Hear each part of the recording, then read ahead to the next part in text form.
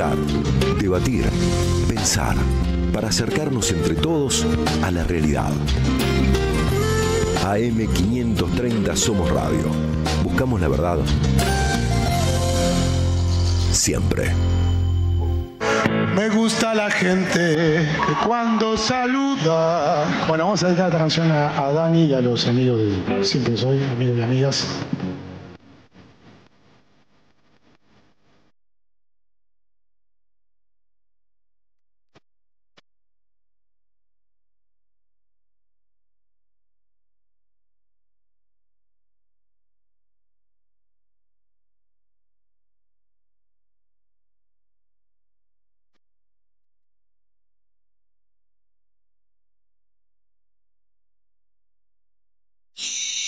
De Argentina, Daniel Carlos.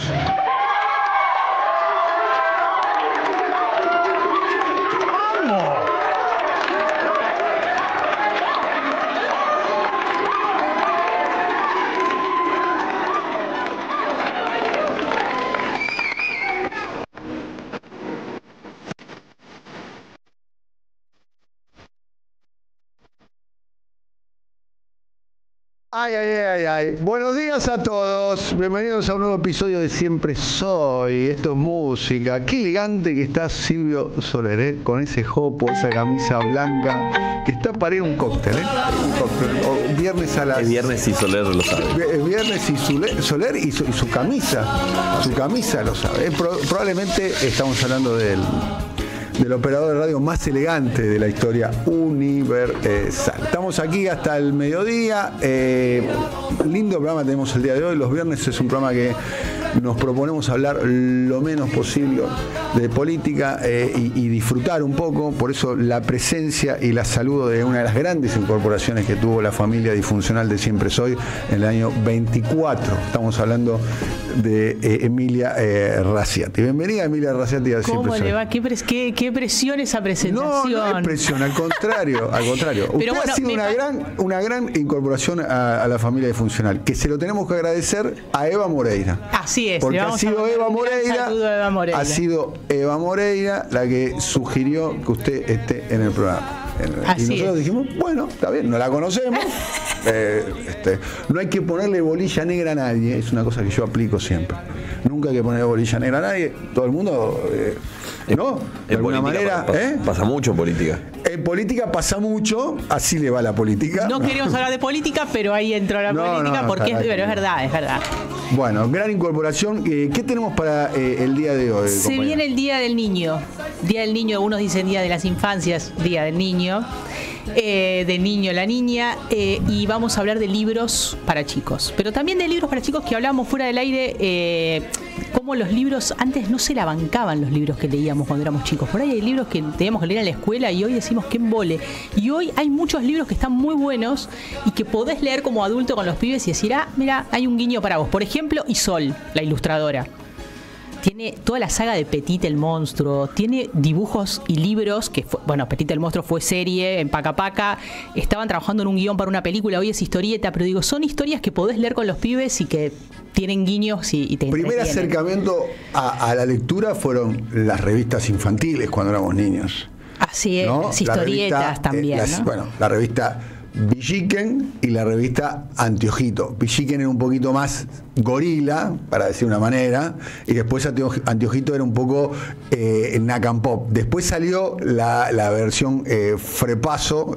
antes de que exista el Frepaso, de las revistas infantiles, que era la revista Umi, que era la versión infantil de la revista Humor, digamos, para decir una manera, de la revista Humor, que en su momento la revista Humor era un semanario en la época de la dictadura, casi que se podría reconstruir socialmente lo que iba sucediendo en términos de vida cotidiana a través de la revista Humor, una de las grandes revistas de la historia argentina, en un país que tuvo grandes revistas, sí, y que lamentablemente ahora no quedaron muy buenas revistas. Esta Noticia de alguna manera, pero yo que sé, la época de Gente, sí, claro, Noticias, sí, sí. Bueno, ni hablar de la época de la década 60. Bueno, 23, ¿no? La última, esa revista semanal 23, que fue 21, 22, 23 de la Nata, de la Nata, a fines del siglo pasado comenzó, y después, pero después se terminó náufrago, sí.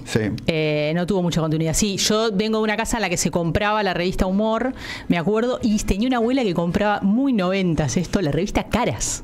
Esas revistas en los 90, si uno repasa lo que pasaba ahí. La revista Caras. La isla de Caras. Era La impresionante. isla Caras donde siempre está nublado. No sé si se dieron cuenta el detalle de que no hay fotos en la isla de Caras con sol. Hay una banda Detalle que ahora. deberían, en serio. Mira. Hay una banda ahora que se llama La Isla de Caras. Sí. O sea, como que quedó ese concepto. La isla de Caras está en el litoral paulista o en el litoral carioca, no lo sé exactamente. No la conozco. En Brasil, y espero que no cometas ninguna infidencia, pero la versión de Caras Brasil, Sí. para el grupo Perfil, para el grupo Fontevecchia, digamos, ha representado gran parte de sus ingresos. Tanto es así que solía decirse, no te estoy diciendo ni que es cierto o falso lo que voy a afirmar ahora, que de alguna manera todos los sueños periodísticos de Jorge Fontevecchia estaban sostenidos económicamente con todo lo que le Sí, generaba. sí, era la gallina Caras de voz de oro, claramente. Claramente Sí, que bueno. en un momento Caras Brasil fue muy fuerte, especialmente a fines de los 90, a principios de los 2000 en Brasil, ¿no? Porque era el medio elegido para la clase social que en Brasil se llaman los emergentes, digamos, que es lo que sería para nosotros los new rich, Claro. de alguna manera, que en Brasil fueron muchos de alguna manera y estaban con mucha vocación de exhibición, digamos, de su ascenso social y económico. Yo ahora soy muy fan de Caras TV, que lo hace Maucheri con entrevistas así, primera línea todas las semanas. Sí, bancamos mucho a Maucheri. ¿Lo conocés a Maucheri? Sí, claro, y pasa atrás mío. ¿Existe la remota posibilidad de traerlo a Sí. Maucheri acá al programa? Mira que viene Pipone, así elegante, de traje. Las anécdotas que debe tener, las anécdotas ese que día debe nos tener vestimos, Maucheri. ese día no, Sí, sí, claro. nos ponemos de gala. Pero además Caras que era un poco la contracara o la competidora, no contracara, competidora de gente, y gente te ofrecía esto de cómo agarraba a los famosos, ¿no? En posición adelantada, los sorprendía, y Caras decía, bueno, acá vienen a posar, nosotros vamos a las casas. Me acuerdo de los políticos en los 90, pero digo, por ejemplo, Freddy Storani, tengo recuerdos abrían sus casas con sus familias, Abrían jugaban el placar, además había una foto que era bastante clásica el en las cuarto. coberturas de Caras, que era abrir el placar, o sea, claramente mostrar la ropa, la intimidad. Claro, la intimidad, la familia, que hoy digo las redes sociales también cambiaron todo eso, ¿no? Hoy no tenés que ir a agarrar al Llamaban famoso. para ir a Caras, llamaban para salir en cara los muchos famosos, claramente. Y Caras es la versión, de alguna manera, de la revista Hola, ¿no? Claro, la versión local de Hola. La versión local de Hola es un poco más jet set oligárquico, es ¿no? más, jet Bueno. set, europeo y realeza. Claro. Es realeza, es como el medio oficial, el boletín oficial de la realeza, en países como España, donde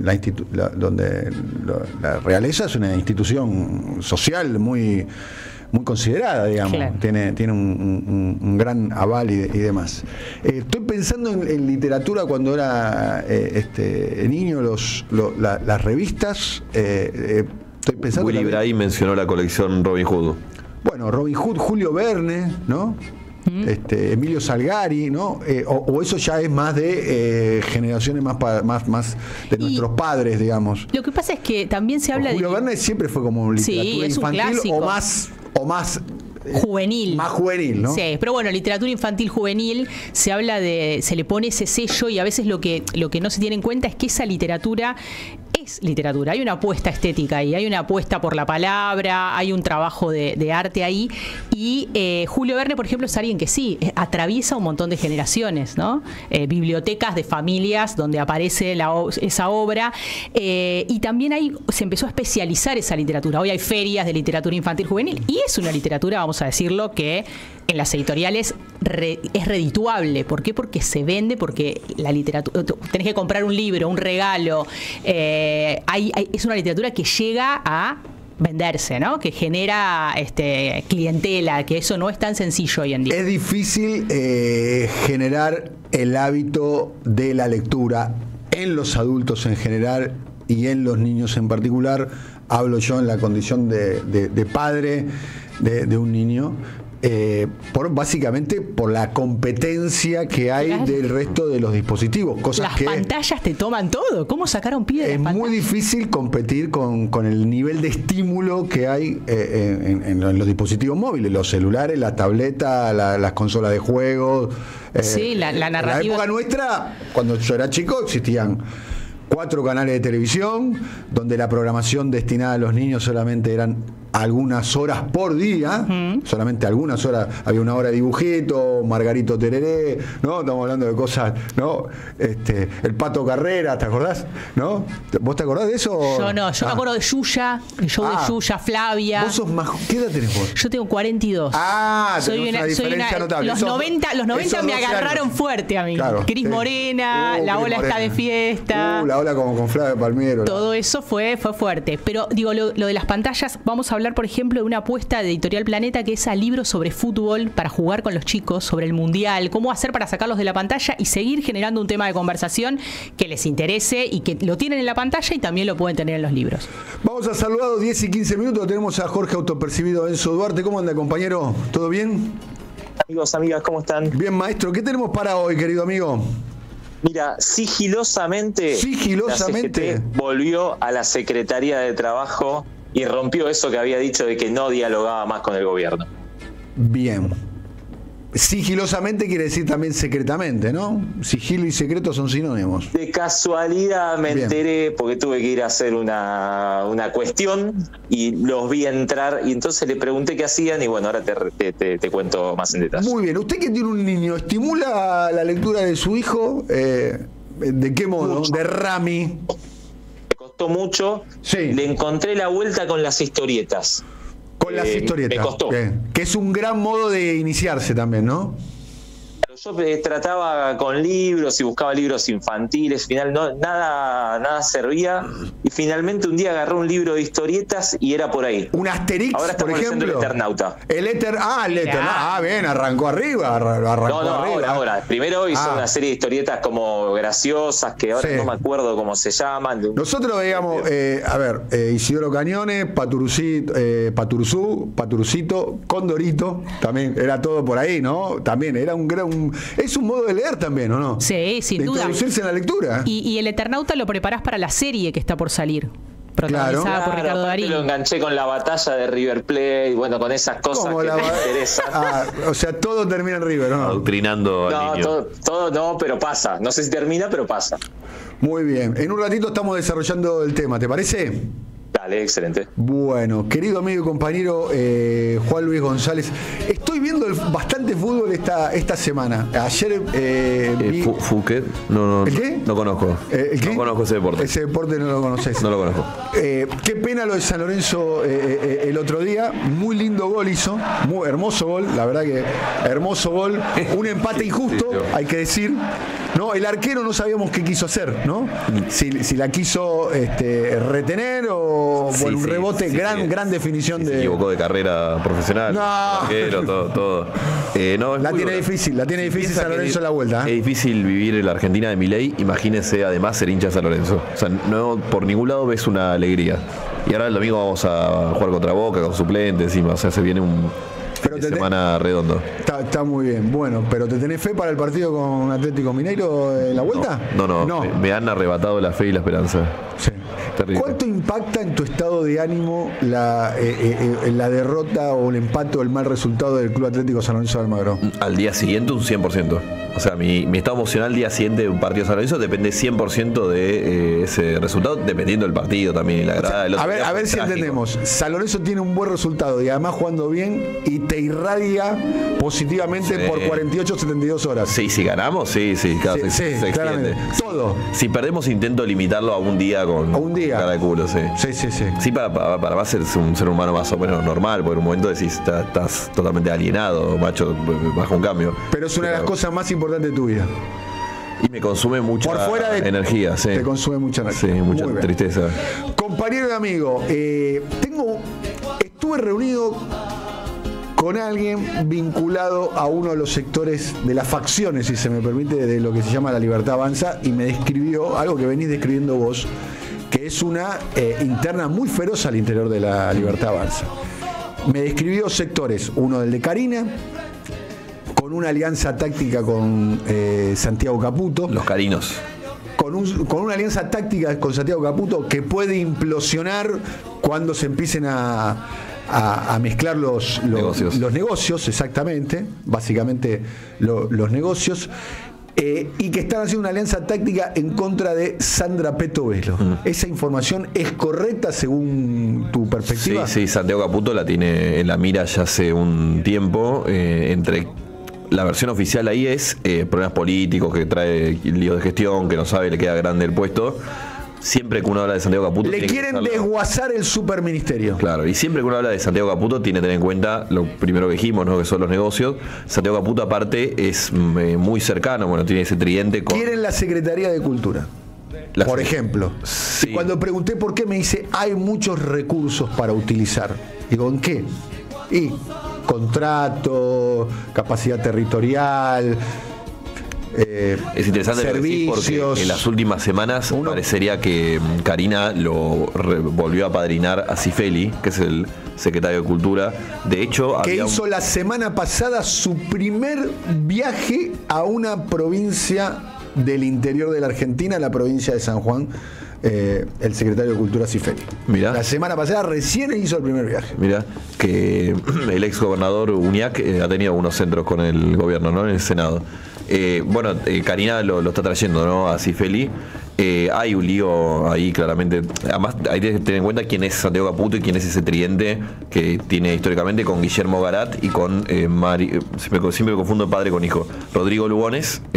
Eran los dueños de la consultora llamada MOVE o MOVE. Exactamente. Se pronuncia MOVE y se escribe MOVE, que trabajaba para todos, ¿eh? En la última campaña electoral tenían a su figura más importante, a Santiago Caputo. La verdad que Santiago Caputo está haciendo un extraordinario trabajo de marketing sobre sí mismo, ¿no? Ha construido la idea de que es una especie de Raputín, Maquiavelo, Cotino Siglia, todo junto y a la vez, ¿no? Y Elon Musk. Es como hace algunas de más, Fantasmea. No. En el barrio decimos fantasmea. Bueno, veremos. Pero no veremos, veremos cuando se ponga veremos cómo sale el partido. El libro de Marco Peña con el cuchillo ahí en el despacho para que lo vean todos, o pasearse en la Casa Rosada con ¿cómo se llama? El distintivo de la mano del rey de Game of Thrones, si alguno lo tiene en la cabeza. En el barrio le diríamos, dale. Esa foto, siempre fumando, saliendo de la Casa Rosada, subiendo al auto, ¿no? Como una puesta en escena permanente, ¿no? Está todo muy cuidado. Que decíamos caras y gente, esas fotos que te agarran, te sorprenden, siempre lo están sorprendiendo igual. Ahí está la construcción de una narrativa de un personaje. Lo que quiero decir es que si el objetivo es que el sistema reconozca que Santiago Caputo es el punto de mayor poder de decisión en un gobierno que muestra desarticulación, lo lograron. Lo lograron, porque era una persona... Lo están logrando. Bueno, en el gobierno se vive así. O sea, los ministros... Por lo menos, si el objetivo era que se crea eso, ¿se entiende lo que estoy diciendo? Sí, si el objetivo es que se crea eso, ese objetivo lo lograron. Porque era una persona que hace un año era prácticamente desconocida por fuera de cierto mundo, microclima que tiene que ver con la comunicación, y hoy es una figura de peso político. Todo el mundo reconoce su peso político. Como pasaba de alguna manera, y esto lo estoy recordando y estoy jugando con mi memoria, en el primer tramo del gobierno de Alfonsín, el Cotino Siglia, que era un joven militante que había sido gran articulador de la campaña, y luego el triunfo y luego del gobierno de Alfonsín, ocupaba un cargo menor en el gobierno. Creo que era subsecretario de Trabajo, subsecretario de Articulación, no sé qué, no sé cuánto, digamos. Te hago una diferenciación. Y en un momento, ante una crisis de Alfonsín, se decide lo que en aquel momento se comunicó como el blanqueo del Cotino Siglia, o sea, ponerlo al Cotino Siglia en el lugar donde realmente ocupaba dentro de la gestión, y termina siendo ministro del Interior. Que fue el único cargo público que tuvo el Coti Nosiglia, Enrique Nosiglia, ¿no? Una diferencia ahí es que Santiago Caputo está entre la espada y la pared en la relación con Karina. O sea, si bien Karina, y eso es una gran novedad de los últimos tiempos, el último año, entendió que necesita una sociedad, necesita delegar ciertos temas en otra persona, que ya los ha tenido en el pasado y con todos terminó mal, el caso Kikuchi, antes que el caso Marra y Casiel, los armadores. Santiago Caputo sigue estando en esa lógica de medio a lo Ícaro, que cuando te acercás mucho al sol te quema, que es lo que vemos todo el tiempo en el mundo de Milei. Entonces hay un tema ahí. Esto me decían casualmente, ¿no? Hoy hay una alianza táctica, Karina, Santiago Caputo, que esa alianza táctica puede en algún momento colisionar de algún modo. ¿Cómo pasó con alguien que era mucho más cercano a Milei y en términos políticos y personales también, corregime vos que sos el que sabés, digo políticos no personales, que la propia Karina, que era Pose? Claro. Y hoy Pose, ¿dónde está Pose? Guardado. Se había dicho que le iban a dar un cargo en Estados Unidos, no apareció. Ahí está muy fuerte instalada la versión de que hubo un espionaje en el círculo íntimo de Milei y eso fue como un parteaguas, pero es claro, el caso Pose es más claro, pero hay miles en la historia de Milei de cuando tienen que soltar la mano te suelta. Por lo tanto, Santiago Caputo tiene ahí un dilema, pues sigue estando. Está claro que a la única persona que no le va a soltar la mano Javier Milei va a ser a su hermana Karina. Hay una novedad ahí en esa línea las últimas semanas que no está pasando muy. No se le está dando mucha atención, que es que parecería haber cierta distancia entre Karina y Javier hoy en día. De hecho, no fue al último viaje a Chile. Karina no va a ir al futuro en México, si no me equivoco, de este foro conservador. O sea, esto ya tenés novedades, 2 viajes que no va. En la Quinta de Olivos, como lo estamos viendo, no está haciendo visitas. Por otro lado, digo, esos históricos suelen tener esos idas y vueltas, pero lo que va de gobierno es la primera vez que uno lo ve así con cierta distancia, que coincide con esta distancia que habría, o estos cortocircuitos entre Santiago y ella.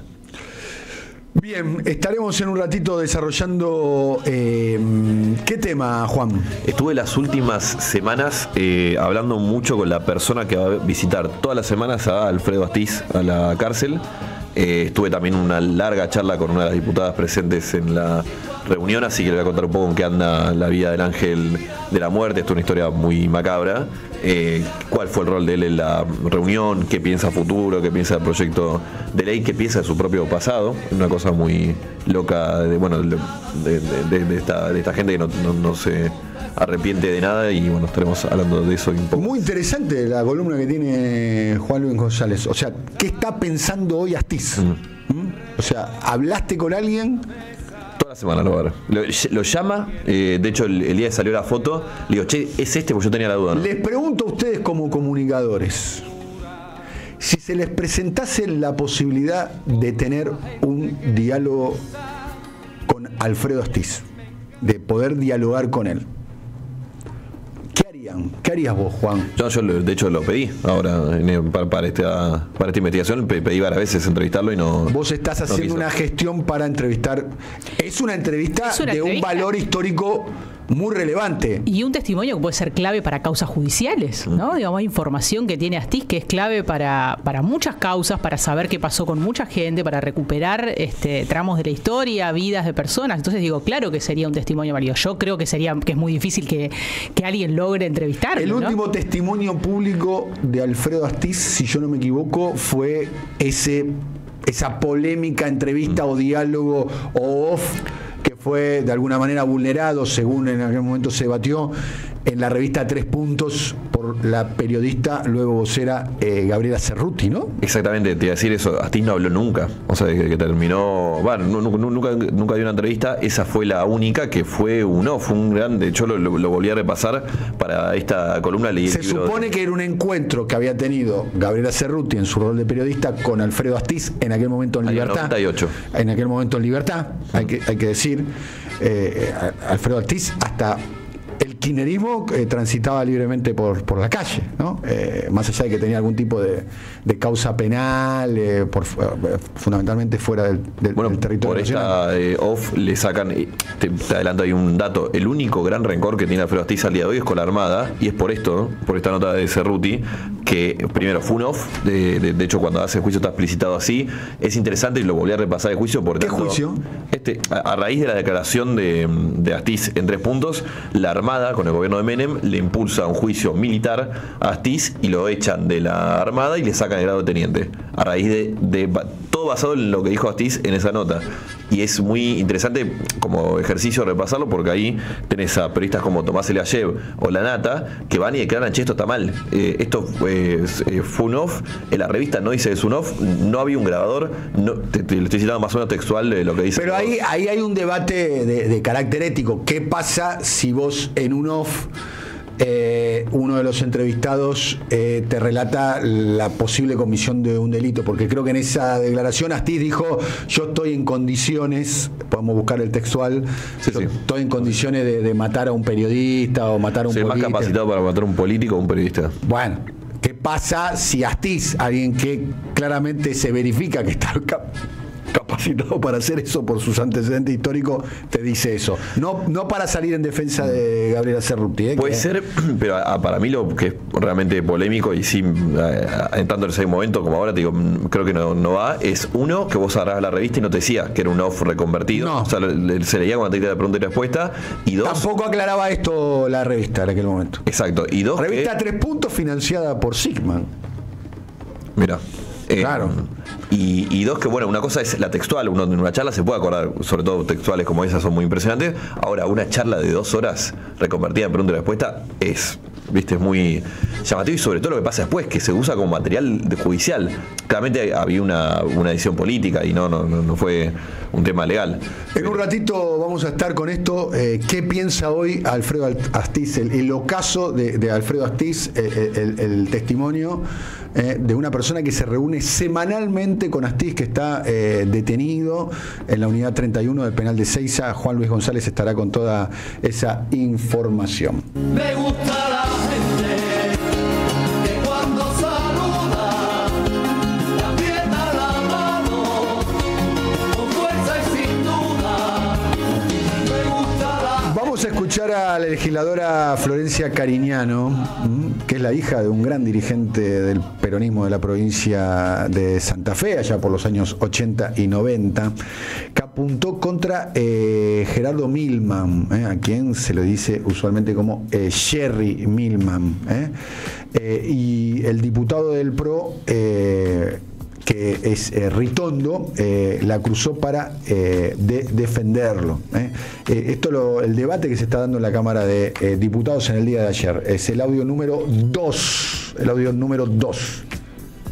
Sin Cristina no hay peronismo. Sin peronismo sigue habiendo Argentina.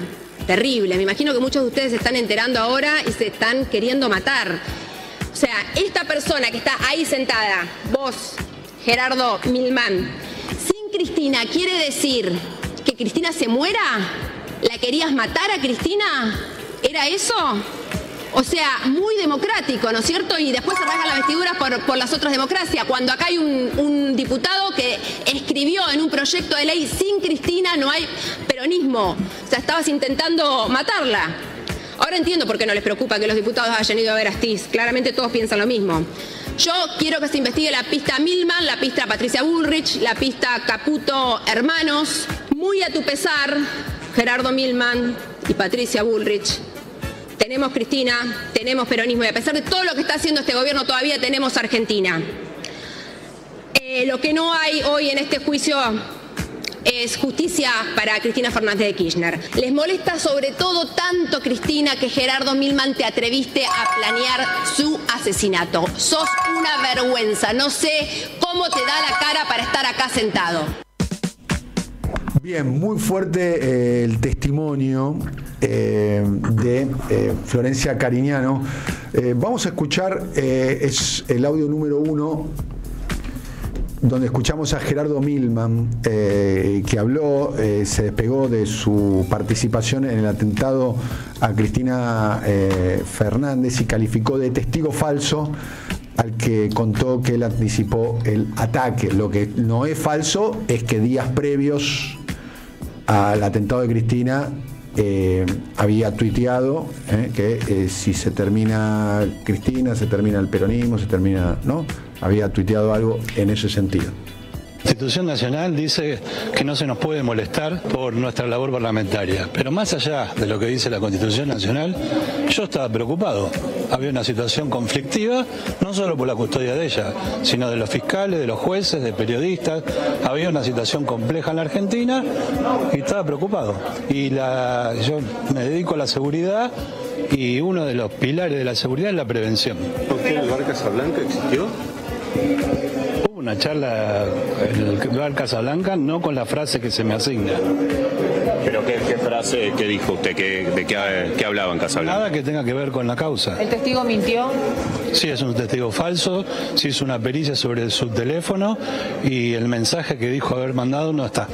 Igual hasta ahora la jueza nunca lo llamó indagatoria, ¿no? Lo citó solo como... Se presentó como testigo, la causa por testimonio falso está en otro juzgado. Se niega completamente entonces el hecho de participar del magnicidio de la ex vicepresidenta en este caso. No solo lo niego, sino lo repudio. Bueno, esto es lo que decía Gerardo Milman, que comienza su incursión en la política en el partido GEN de Margarita Stolbizer, el progresismo. Abstención clave la de Rabanito. Abstención clave la de Stolbizer para que no haya un repudio a los diputados, repudio no poner una sanción a los diputados que fueron a visitar a Astiz y compañía, ¿no? Sí. Una buena sesión para el gobierno, la de esta mega sesión de los últimos 2 días lograron evitar. Se suponía que iban a lograr algún éxito político con los proyectos que estaban impulsando, la declaración de servicio esencial de la educación, que finalmente lo lograron, entre otros, y iban a lograr de alguna manera una derrota de carácter político simbólica con algún tipo de condena, pero no con respecto a la visita de los a los represores. El tema de los fondos reservados de la CIE también. O sea, fue una buena. De nuevo, seguimos hablando de un gobierno que tiene el 15% de la Cámara de Diputados y con eso avanza. Es un gobierno que conduce el proceso y la verdad que tiene un montón de aliados tácticos, como el caso de Stolbizer. El caso de Stolbizer también es recordado su discurso furibundamente en contra de la ley base y votó a favor. O sea, argumentó en contra. Vos ves el discurso, lo desgrabás, lo lees y bueno, el voto va a ser obviamente negativo, oponiéndose a la sanción de la ley, y después terminó votando a favor. Hay muchos de esos aliados que tiene el gobierno en ese sentido. Gran parte del radicalismo, ¿no? Porque el PRO, ¿quiénes son esos aliados? El PRO sin duda, que es la parte, le aportas todo el republicanismo que puede a las políticas de este gobierno, y el radicalismo, que sorprende con algunas posturas y después a la hora de votar... O sea, no se sorprendan la posibilidad, no lo descarten la posibilidad de que en términos electorales el radicalismo quede adentro de un frente que lidere la libertad. Avanza. No hay que descartar eso. En la cabeza, me cuentan a mí, de Santiago Caputo, que de alguna manera el estratega político en ese sentido, es del centro a la derecha nos queremos quedar con todo. Eso es lo que dicen ellos. O sea, del centro a la derecha nos queremos quedar con todo. Y en ese de centro a la derecha entra de Loredo, Luis Juez. No, y si vos ves cómo vienen votando en el Congreso, tiene lógica lo que piensa Caputo, pues viene sucediendo. Bien, y evidentemente la correlación de fuerzas le da, ¿no? Por esa famosa discusión que se daba, que no se puede dar batalla, que después se pierda. Da batallas, el gobierno le da la correlación de fuerza, ¿no? Tiene apenas 8 senadores y está a punto de poner, o puede llegar a colocar, 2 ministros de la Corte, ¿no? Cuando el gobierno de Alberto Fernández le faltaban 5 senadores para los 2/3 y no lo logró. En plena pandemia, cuando se supone que en un estado de conmoción tal, tu capacidad de negociación con las provincias mejora ostensiblemente, ¿o no? A buen entendedor, pocas palabras. Semana que viene arranca el paseo formal del hijo en el Senado, ¿no? Tiene la primera audiencia, arranca muy confiado, el compañero el hijo, en que va a terminar la corte. Que dicen, cuentan, aparece dialogando con el presidente Alberto Fernández en el teléfono. Aparece el hijo, Lorenzetti, muchos empresarios, algo que vos revelaste acá en este programa, Juan, hace varios meses atrás, que Alberto y Milei dialogan. Es más, y dialogaban sobre Es sobre cuestiones personales. Ok. O sea, que Milei, fíjate las paradojas de la vida, le pedía asesoramiento a Alberto sobre... Estaba pensando en el pasado, porque en el mundo Milei se activó una alarma con lo de Alberto, porque vas a tener charlas de Alberto con Milei hace mucho tiempo, ¿eh? Bueno, y en este caso ya siendo presidente también. Por eso Alberto entrega el teléfono, o sea, me voy yo, está haciendo la gran Barros Esqueloto. O sea, si me expulsan a mí, me llevo uno puesto. Y se quiere llevar puesto... Por lo pronto la fuerza política que le integra, ¿no? O que integraba. 10 y 38 minutos, lo tenemos ahí a Elio Rose, ¿lo saludamos? Elio, querido, amigo y compañero, ¿cómo le va? Hola, flaco, ¿cómo va? ¿Cómo anda, maestro? Juan, tranquilo, Juan. Buenas. ¿Cómo andamos? Tranquilo para el domingo. Tranquilo para el domingo. ¿Vas a la cancha el domingo? Sí, yo. El domingo vamos a hacer doblete, flaco, si todo sale bien. Vamos a hacer Boca San Lorenzo temprano y luego Huracán Belgrano al caer la tarde. ¿Este que vos pediste ayer al aire? No es que pedí al aire. Tengo muchos amigos y oyentes que son de San Lorenzo y que son de Huracán, que dicen que con la incorporación de Juan Luis González, que es casi un integrante de la UTELER aquí en el programa, quedó muy descompensada la información acerca del clásico. Para mí el clásico de San Lorenzo, ¿cuál es? Te pregunto, ¿es Huracán? ¿Es Boca o es Riestra? ¿O es Vélez? Son malos. No, eso, o sea, Huracán y Boca comparte la particularidad que lo tenemos de hijo desde que sale el sol a la mañana, pero el clásico es Huracán, claramente. El clásico es Huracán. Boca tiene otro clásico, River. Claramente. Muy bien. Bueno, contame qué va a pasar el fin de semana, querido Elio. Antes déjame decirte una cosa. Que no se resfríe Cavani, como escuché ayer hablar en esta misma radio, más o menos a esta hora, que no se resfríe Cavani.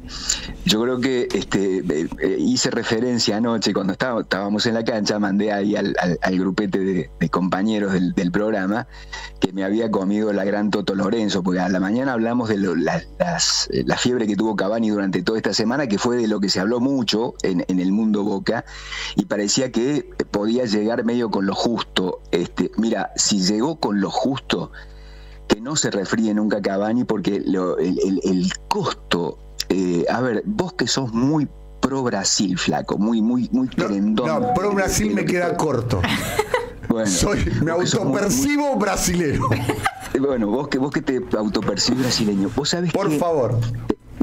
Vos sabés que me dio la sensación anoche con el Cruzeiro. Claro, uno cuando piensa en el Cruzeiro, piensa en Belo Horizonte, piensa en esa cancha inmensa, piensa en el color de la tierra, piensa en los equipazos que ha tenido el Cruzeiro a lo largo de la historia, piensa en la final, el flashback virulento en blanco y negro con el loco Gatti, el chino Benítez, Beglio, el Toti Beglio, el Toto Lorenzo, etcétera. Y anoche vi un equipo, déjame usar esta palabra, envilecido, haciendo tiempo, simulando, tratando de sacar ventajas. Viste, la peor construcción acerca del bilardo y el bilardismo, de simular, de tirarse, de hacer tiempo, de provocar al adversario, en un primer tiempo en el que le terminó ganando en ese terreno a Boca, lo confundió. Vos sabés que Boca prácticamente no pateó al arco, intentó llegar jugando, tocando por abajo y no lo consiguió. ¿Viste el pibe Zenón, flaco? Que había empezado jugando muy bien para Boca. Bueno, anoche pasó inadvertido hasta que pone esa pelota pipí cucú en el segundo tiempo, en el minuto 65, para que Cavani, en la única que tuvo, la única seria, después tuvo otra que le pega mal y la pelota termina pegando en el palo sin que Casio pudiera intervenir, pero la única serie, el único mano a mano que tuvo, la mandó a guardar. Que no se resfríe nunca Cavani, querido flaco, que tiene un promedio de medio gol por partido. Es el mejor jugador técnicamente del fútbol argentino, para mí, técnicamente. Claramente tiene una calidad que está, pero muy por encima del resto. Ayer en la definición se lo ve con absoluta claridad. No era fácil de definir, cómo definió además, No, y además el arquero de ellos mete miedo, ¿no? Casio es un Casio, tipo... el arquero del Corinthians campeón, ¿no? Que le gana la final a Boca casualmente, ¿no? El partido ese donde Riquelme renuncia. ¿Qué tenemos agenda el fin de semana, compañero, como para ir cerrando? Como para ir cerrando, atención, te voy a dar la agenda. te voy a dar la agenda, y que ya adelantó un poco Juan con su estado de ánimo, por eso yo le pido tranquilidad. 19 Platense Barracas, 21 Newell's Racing en lo que respecta al campeonato. Viste que empezaron todas las ligas europeas, también hay para asomarse a Europa, pero en lo que a nosotros nos importa, Independiente juega con Central, el Independiente club que todo el mundo quiere vender, por lo menos quienes manejan la cuestión. Lanús juega con Central Córdoba, 15:30 del sábado. Gimnasia La Plata con River Plate, tu grato nombre del muñeco, va a La Plata, 17:30 mañana sábado. La T con Independiente Rivadavia a las 8. Vélez juega con Instituto a las 8 también. Y la Doménica, esto ojalá que no sufra Juan, San Lorenzo con Boca, 14:30. Atlético Tucumán Estudiantes, 17 Sarmiento Tigre. Huracán Belgrano, 20:30 completan. Godoy Cruz Riestra, Unión Argentina y Defensa y Justicia Banfield el próximo lunes, querido Flaco. Muchas gracias, amigo y compañero. Después retomamos contacto más adelante. ¿Te parece? Cuando ustedes lo dispongan. Un abrazo grande. Elio Rossi. En un ratito, Juan Luis González estará hablando sobre el ocaso de Astiz en la cárcel. Y si llega a haber tiempo, te cuento, o dejamos para la semana que viene, los últimos escándalos de Karina Milei en ANSES, que lo venimos contando. Bueno, puso a un homicida en La Pampa, homicida condenado por delito de homicidio, y en Varadero hay una concejal que también es titular de ANSES ahora. Emilia Raciati, ¿de qué estaremos conversando? Vamos a hablar de libros para niños, para leer con niños. Viene el Día del Niño el domingo, se pueden salir a comprar regalos para los más chicos y vamos a hacer recomendaciones. Muy bien, este fin de semana si quieren ir a comer, pueden ir a comer a Nani Cocina Armenia, van de nuestra parte, Gurruchaga, esquina Jufré, de martes a sábado, de martes a domingo. Cuando quieras ir, Emilia, me avisás, así te hacemos... te damos una mano con la reserva. Restaurante de cocina armenia tradicional, elaboración artesanal, se come muy rico, muy bueno, un espacio para compartir la típica comida armenia, la cultura y la amistad. @Nani Cocina Armenia, van de nuestra parte y la van a pasar genial. Y por otro lado, quiero decirles que está abierta la inscripción. Estudié idiomas para toda la vida en el CUY. Inglés, francés, italiano, alemán, portugués, chino, coreano y muchos más idiomas. Curso de 2, 3, 4 meses por unipresenciales. Centro Universitario de Idiomas, certificados y diplomas UBA. Precio especial para alumnos UBA. Universidades nacionales y nivel 1 inicial. Tenés un precio especial. Últimas vacantes, che. Inscribite www.cuy.edu.ar. Vamos a una tanda. Cuando volvamos, muchos detalles de lo que está sucediendo al interior del gobierno de Javier Milei, con un testimonio. Ya volvemos.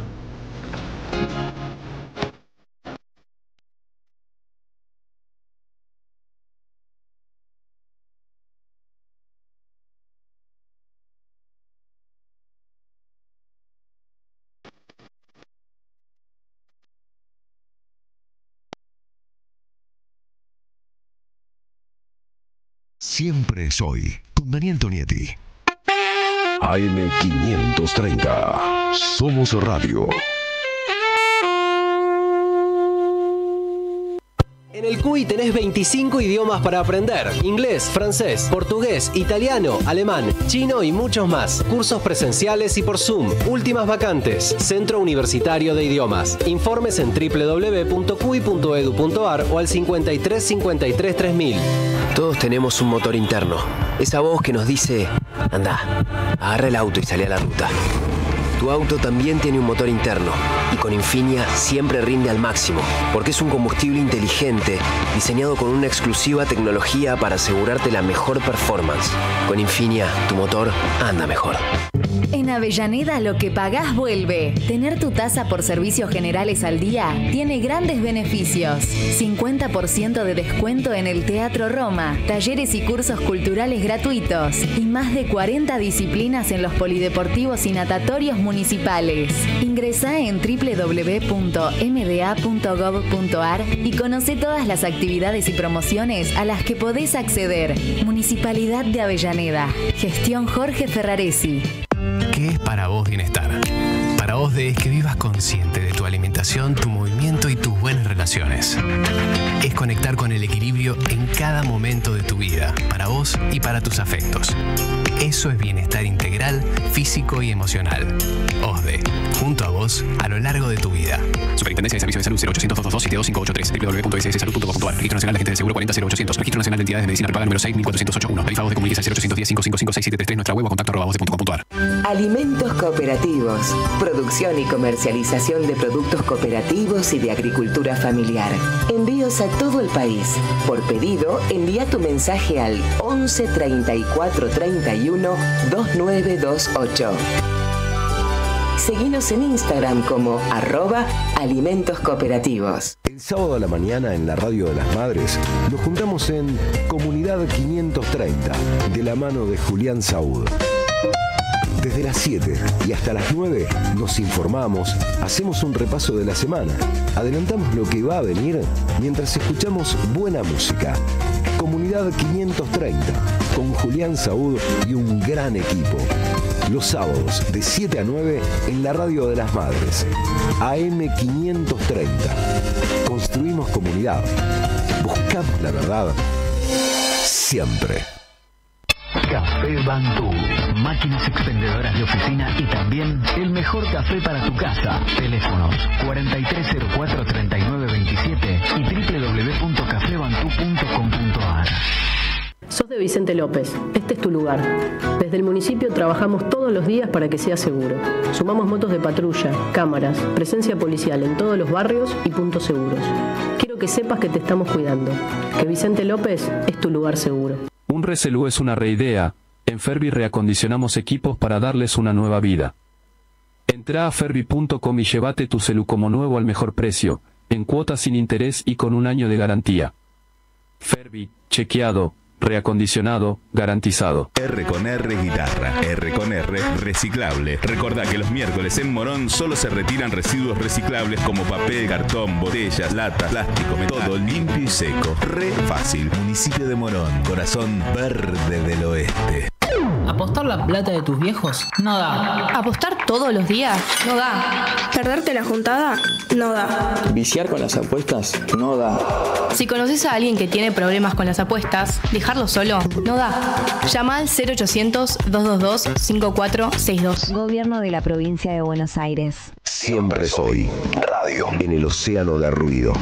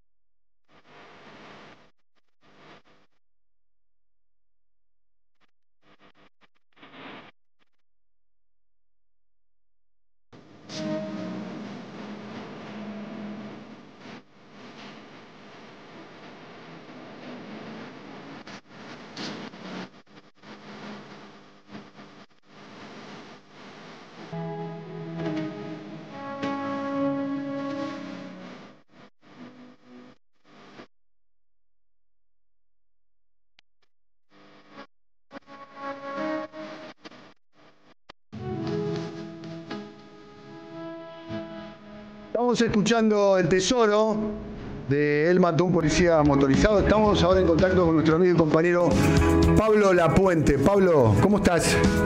Querido compañero Dani. ¿Cómo andás tanto tiempo? ¿Todo bien? ¿Todo bien? Muy bien. Muy bien, muy bien. Acá con el casco de la moto en la mano a punto de salir para la ciudad. ¿Ustedes cómo están?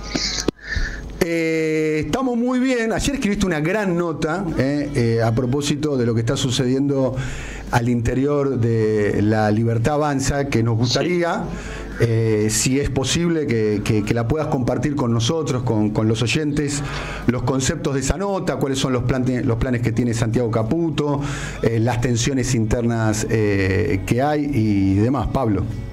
Sí, bueno, en principio ustedes lo vienen siguiendo con mucho detalle, ¿no? La lógica de la narrativa libertaria fue fundamental, o en gran parte, o quizás una de las variables que le dio el triunfo a Javier Milei, y lo sigue siendo ahora para intentar sostener todo lo que es la política del gobierno de la Casa Rosada, ¿no? Y en ese sentido, lo que describe un poco la nota que publicamos ayer es la estrategia comunicacional que encabeza desde el lado político Santiago Caputo, asesor de la presidencia y con un despacho en Casa Rosada, junto en tándem con el vocero Manuel Adorni, que tiene un rol más institucional, pero que de alguna forma ambos controlan a una suerte de granja diminuta de trolls en lo que era, o en un lugar contiguo a lo que era el ex Salón de las Mujeres, hoy el Salón de los Patriotas, para intentar manejar un poco la agenda del gobierno, que en la última semana, las últimas 2 semanas, si ustedes quieren, de alguna forma se desvirtuó, ¿no? Con los escándalos que involucran a la oposición y desde que asumió, desde el 10 de diciembre hasta ahora, de alguna forma no controla el gobierno esa agenda y genera cierta preocupación. Básicamente creo que es la línea, digamos, por la que intentan trabajar ahora este tándem. Es interesante que haces, Pablo, querido, acá Juan González, interesante cómo el nivel de atención que le dan al control de la agenda, que aún en estas circunstancias donde vos decís el equipo contrario se está metiendo un gol en contra tras de otro, perder el control de la narrativa es algo que inquieta. Bueno, hacer la foto muy llamativa, ¿no? Lo mencionábamos también, la foto de Thor, este perro que metieron en la Casa Rosada, que hace recordar más a las estrategias de Jaime Durán Barba o de Marcos Peña, a quien denostan cada vez que pueden en la Casa Rosada, haciendo, si se quiere, la misma metodología a la hora de comunicar, porque de alguna forma no están perdiendo un poco el eje de lo que habían construido en los meses de que asumieron, y un poco también, ¿no?, la espectacularización de el beso de Javier Milei con Yuyito, la historia de amor detrás de esa pareja que se está construyendo, mientras no logra instalar todos los otros temas que sí venía haciendo con determinado éxito, ¿no, Juan? Eso es algo que vienen siguiendo ustedes bastante en detalle, que bueno, un poco llamó la atención lo que pasó ayer y lo que pasó en el Centro Cultural Kirchner el día anterior. Me llama la atención que decís en tu nota de la letra P, en letra P, hablas de salón fábrica de narrativas y agentes inorgánicos.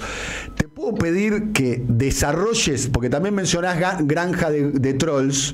La granja de trolls es donde hay un criadero de personas, digamos, que ocupan el lugar de intervenir como trolls en las redes sociales. Pero ¿qué es salón fábrica de narrativas? En rigor hay 2 personas, en realidad son un grupo de personas, pero las 2 más visibles, las que se suele ver de forma habitual y que tienen contrato, que son funcionarios en la Casa de Gobierno, es Juan Pablo Carreira, más conocido como Juan Doe en las redes sociales, y Tomás Jurado, más conocido también como Peluca Milei. Ellos trabajan todos los días como empleados, casi cumpliendo horarios, en el Salón de los Próceres, en realidad desplazados de ahí, están en un lugar aparte ahora, ese lugar se lo quedó Santiago Caputo, ese salón, y desde ahí controlan todas las cuentas oficiales del gobierno, excepto la cuenta personal de Javier Milei, pero incluso la de vocería, incluso la de Casa Rosada, y además de eso, de alguna forma conducen a estos agentes inorgánicos que están por fuera de la Casa Rosada, pero que muchas veces deambulan o se reúnen en ese salón. Por caso lo mencionábamos en la nota, algunos de los más representativos, como Daniel Parisini, el gordo Dan, ¿no?, que no tiene contrato en la Casa Rosada, tampoco es funcionario, pero prácticamente va todas las semanas en distintos horarios e ingresa a la Casa Rosada poniendo su huella dactilar, digamos, con datos biométricos, como si fuera un funcionario más. Este grupo, que en realidad no es tan amplio como se creía en algún momento, son los que controlan la narrativa de ataques, si se quiere, a veces a periodistas o a veces en la instalación de algunos temas. Me mencionaban un caso puntual de la pelea interna que había, ¿no?, dentro de la Casa Rosada en su momento, con el desplazamiento de Julio Garro de la Subsecretaría de Deportes, el que fue la punta de lanza para que despidieran a Garro fue el gordo Dan, Daniel Parisini, pero por una orden, una estrategia que salió desde la Casa Rosada entre Santiago Caputo. El que articula todo eso, Santiago Caputo, ¿no? Repetime, Dani, no te escuché. El que articula todo eso, Santiago Caputo. Todo el mundo redes, todo el mundo narrativa, todo el mundo comunicación, tanto la oficial como la que está por afuera. Bueno, prácticamente no solo eso, ¿no? Es una suerte de ministro de Interior Blue dentro de la Casa Rosada. Pero sí, su expertise, digamos, es la estrategia de comunicación. Te pregunto por eso, Sí. porque lo hablábamos más temprano aquí con Emilia, con Juan y acá con nuestros oyentes lo estábamos conversando. ¿Es tan así el nivel de centralidad de Santiago Caputo? Porque lo que está construido narrativamente desde afuera es que Santiago Caputo casi que es un primer ministro que maneja las áreas más importantes del gobierno. ¿Cuánto hay de mito, cuánto de realidad con eso? Creo que en un buen porcentaje es así. Y hoy estamos a viernes, ¿no? El día... Para graficarlo, ¿no? Con un ejemplo, el día miércoles, previo a la sesión de ayer, en la que se iban a tratar algunos temas sensibles para el gobierno, pasaron 2 gobernadores por el despacho de Santiago Caputo, sin haber ido antes ni a la del jefe de gabinete, ni al vicejefe de gabinete de Interior, que sería como una suerte para este gobierno, una suerte de ministro de Interior. Van directamente a reunirse con él en un despacho, digamos, casi que pasa desapercibido ahí en el primer piso de la Casa Rosada. Hablamos de Alfredo Cornejo, que había sido clave a la hora de juntar los votos del radicalismo para no voltear el DNU de la CIDE, por el cual se le daba gastos adicionales para gastos reservados de la CIDE, y también Nacho Torres, de Chubut, ¿no? Uno del PRO y otro de la UCR. Así que en gran parte, mucha de la política que pasa en el gobierno pasa directamente por las manos de Santiago Caputo. Por supuesto, los interlocutores con los que puede charlar, que estuvieron reunidos con él, con el aval, ¿no? del presidente y de Karina Milei. Pablo, como siempre, muchas gracias. Un abrazo muy grande y bueno, nos vemos pronto. Abrazo, compañero, gracias por el llamado. No, gracias Abrazo, a vos. Pablo Lapuente, nuestro compañero de trabajo, que tenemos mucha ganas que se vuelva a reincorporar a la familia disfuncional de Siempre Soy. Gran tuitero, además. Gran tuitero y gran periodista, gran compañero de laburo. Antes se ocupaba y tenía muy buenas fuentes, muy buena información de todo lo que es el mundo pro, mundo Cambiemos. El año pasado, cuando era la oposición, y toda la expectativa era que casi que o Rodríguez Larreta o Patricia Bullrich iban a terminar, si es que perdía el entonces oficialismo, iban a terminar en la presidencia. No pasó. Salió mal. Salió mal. Hicieron la jugada salió mal y hoy está acreditado en Casa de Gobierno. Exactamente. Debe ser aparte una tarea muy compleja, porque este gobierno tiene una relación muy jodida con el periodismo, y de hecho, bueno, un día lo charlamos. ¿Sabes que tengo otra información, tengo otro matiz con respecto a eso? Que creo que conversan mucho más con comunicadores del otro lado de lo que se sostiene, me parece. Eso puede ser. De hecho, tengo entendido que con Pablo tiene una relación profesional y cordial. Y después, bueno, Pablo hace su trabajo y además la posición editorial de Pablo es muy clara. Trabaja en un medio como Letra P, que es un medio que tiene una línea editorial opositora a lo que hace Milei. No, sí, lógico, y además, evidentemente, sobre todo Santiago Caputo ahí creo que entiende mucho el juego periodístico, el juego de la política, pero a nivel, en la superficie, lo que parece. Santiago Caputo tenía una consultora que, como dijimos anteriormente, trabajó en la última elección presidencial, trabajó con todos los candidatos. Con todos. La consultora de él tenía, como toda la consultora, tiene varios clientes. Inclusive con un precandidato de este lado del Río Bravo. Exactamente. Ahora está en YPF, ¿no? El que trabajó puntualmente en esa campaña. Sí, Garat. Exactamente. Y trabajó en la campaña de Guado. Exactamente, sí. Un trabajo profesional, no estamos haciendo ningún tipo de objeción. Es un trabajo profesional. Es como cuando vas al médico, un clínico, un dentista. Y algunos dicen. Capaz que había algún tipo de afinidad política, no lo sé. Algunos dicen que ahí. Averigüen ustedes. Fue un momento central para Santiago Caputo, que fue la primera vez que se metió de fondo en la botonera del Estado y ya empezó a imaginar lugares. Sí, para cuando fueran gobierno, ¿no? Sí, además Garat maneja un punto clave que es ni más ni menos que la dirección, tengo entendido, ¿no? Que es director de comunicación de YPF. Estamos hablando de la empresa número 1 de Argentina y además la cuenta publicitaria más importante de la Argentina, lo que implica eso en términos de recursos. Que además no tiene que rendirle cuentas a nadie, que no es lo mismo que... a sus accionistas. Le tiene que rendir cuenta a los accionistas porque es una empresa privada. Ni hablar, pero vos no sabés, de hecho yo he intentado averiguar, ¿no? A quién le está poniendo plata. Digo, este gobierno, que la medida uno que anunció el gobierno cuando anunció Toto Caputo los 3 días del gobierno fue: le cortamos la pauta al periodismo. Y uno ve cómo a través de organismos descentralizados, YPF es uno, lo siguen haciendo, ¿no? Con los amigos. Entonces hay pauta, digamos. Hay pauta, para que no te enteres, ¿no? YPF, Banco Nación, o sea, organismos que no responden a gobierno nacional, entonces ellos pueden decir cortamos la pauta, pero no se informa. Entonces vos no puedes saber ni cuánta le ponen, ni a quién le ponen, pero que está girando, claro, está girando. 11:03, estamos aquí hasta el mediodía.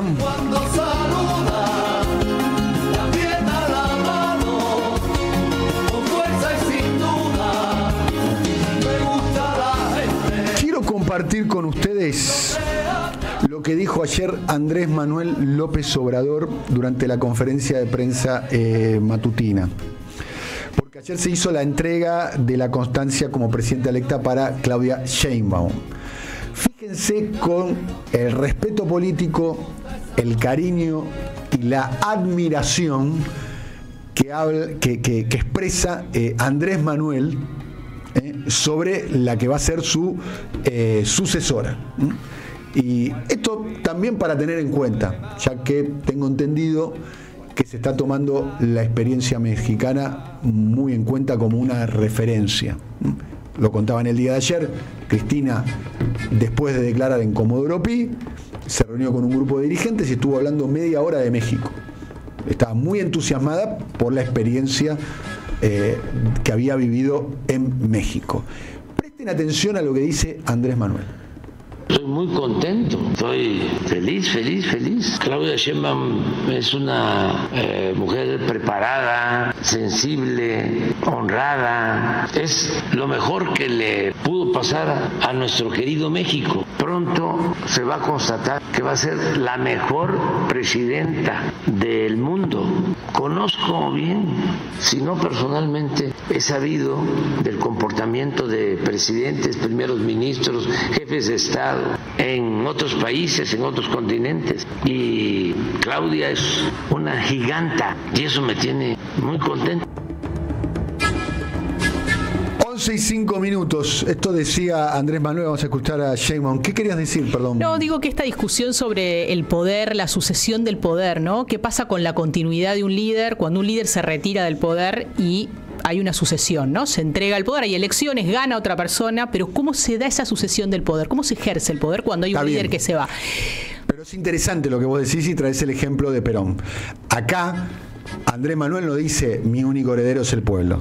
Andrés Manuel eligió a Claudia Sheinbaum, en realidad hubo un sistema, la candidata íntima de Andrés Manuel en esa discusión, donde había 2 grandes candidatos, estaba Claudia y estaba Marcelo Ebrard, que va a terminar siendo el ministro de Defensa, el ministro de Economía de Claudia, casi en la pole position para ser el próximo candidato presidente de Morena. En el corazón de Andrés Manuel estaba Claudia, pero no dijo mi único heredero es el pueblo, o eligió a alguien y después lo condicionó. Está bien. Vamos a ver cómo sale la experiencia, ¿eh? Vamos a ver, es una experiencia que genera un montón de preguntas y de cuestionamientos. Digo que el año pasado se leyó mucho el libro de Abal Medina, padre, ¿no? Sobre conocer a Perón, sobre cómo fue esa relación entre Perón y Cámpora.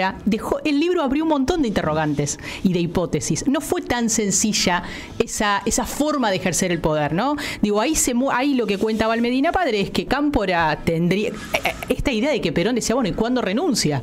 ¿No? ¿Cuándo? Esto tiene que, esta experiencia ya está. O sea, el poder se recuperó. Bueno, eso que abre el libro con la experiencia de México y con lo que pasó en la Argentina, deja un montón de interrogantes. Vamos a ver qué pasa en México con un sistema y una cultura política diferente. Claro. Los mandatos duran 6 años. Nunca se habilitó la reelección. O sea, son 6 años, y siempre el presidente tuvo la potestad de alguna manera de elegir a quién iba a ser su sucesor, obviamente conteniendo cuáles eran las partes y demás. Vamos a ver cómo sucede esto, porque se está yendo Andrés Manuel con 70 y pico % de imagen positiva, su candidata ganó por 30 puntos de diferencia al frente que estaba el PRI, el PRD y el PAN. Se juntaron todos los partidos del sistema político en contra del candidato, de la candidata de Andrés Manuel, y perdieron por 30 puntos, y se va haciendo una figura muy relevante, y dice que se va a ir a Tabasco, a su quinta, y se va a quedar ahí, y que no va a participar más de la vida pública, que no va a hablar más, que no va a escribir más, que no va Planazo. Un buen plan. Pero hay que tener una claridad. Cuando Cristina ve México, ¿qué pensás que está mirando? No lo sé. ¿Sabés que te voy a decir una cosa? Cuando me enteré que Cristina está muy atenta al proceso de México, y después lo pude chequear con personas que están en México, y me dijo, sí, la verdad que mostró un enorme entusiasmo. La verdad que dije, qué bueno sería que Cristina pueda hablar de esos temas también.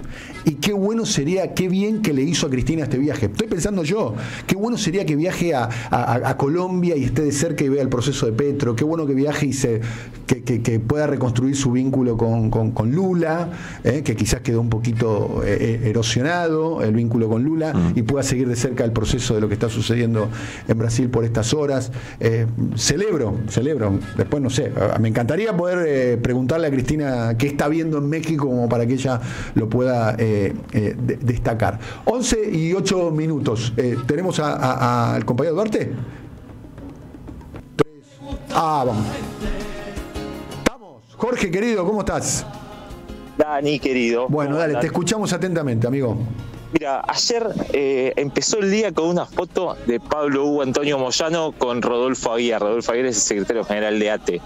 Se habían reunido básicamente para hablar de la continuidad del plan de lucha. Vos viste que la CGT definió por su consejo directivo romper el diálogo social con el gobierno, dejar de ir a reuniones del Ministerio de Trabajo y empezar a retomar aquello que había comenzado a fines del año pasado con la movilización a tribunales, los paros generales. Bueno, un rato más tarde, ponele a las 3 de la tarde, 2:30, en el piso 18 de la Secretaría de Trabajo, ex Ministerio de Trabajo, hoy en la calle Alem, Argentino Geneiro y una serie de sindicalistas de la CGT se reunieron con Julio Cordero. Retomaron aquello que dijeron que no iban a hacer.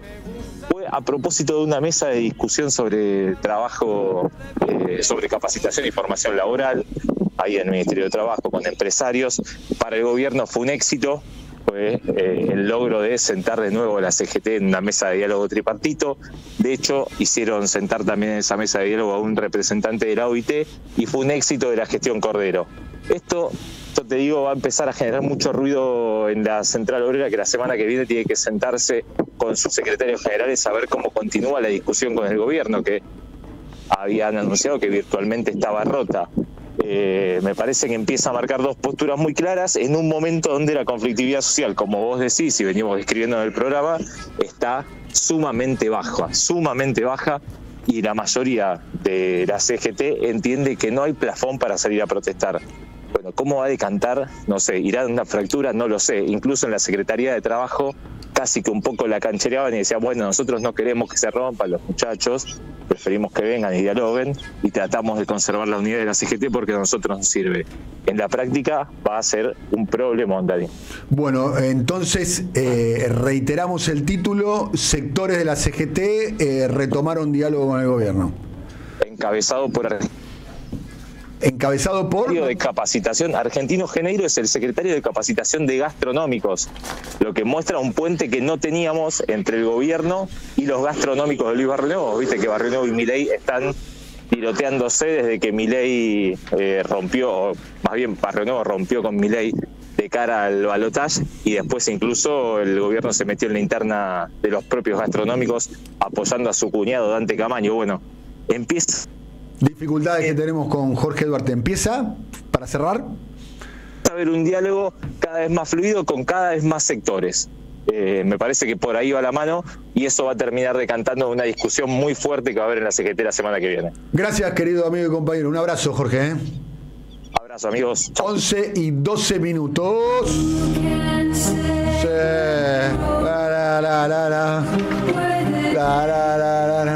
Para mí canción de cancha esta. Hay que hablar con... Voy a ganar. ¿No? Hay que ver cómo metes Timoteo acá, Cacho Sacardi, para que rime. Claro.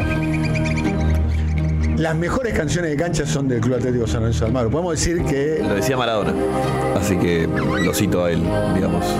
Es definitivamente la hinchada, para mí, más creativa de la Argentina.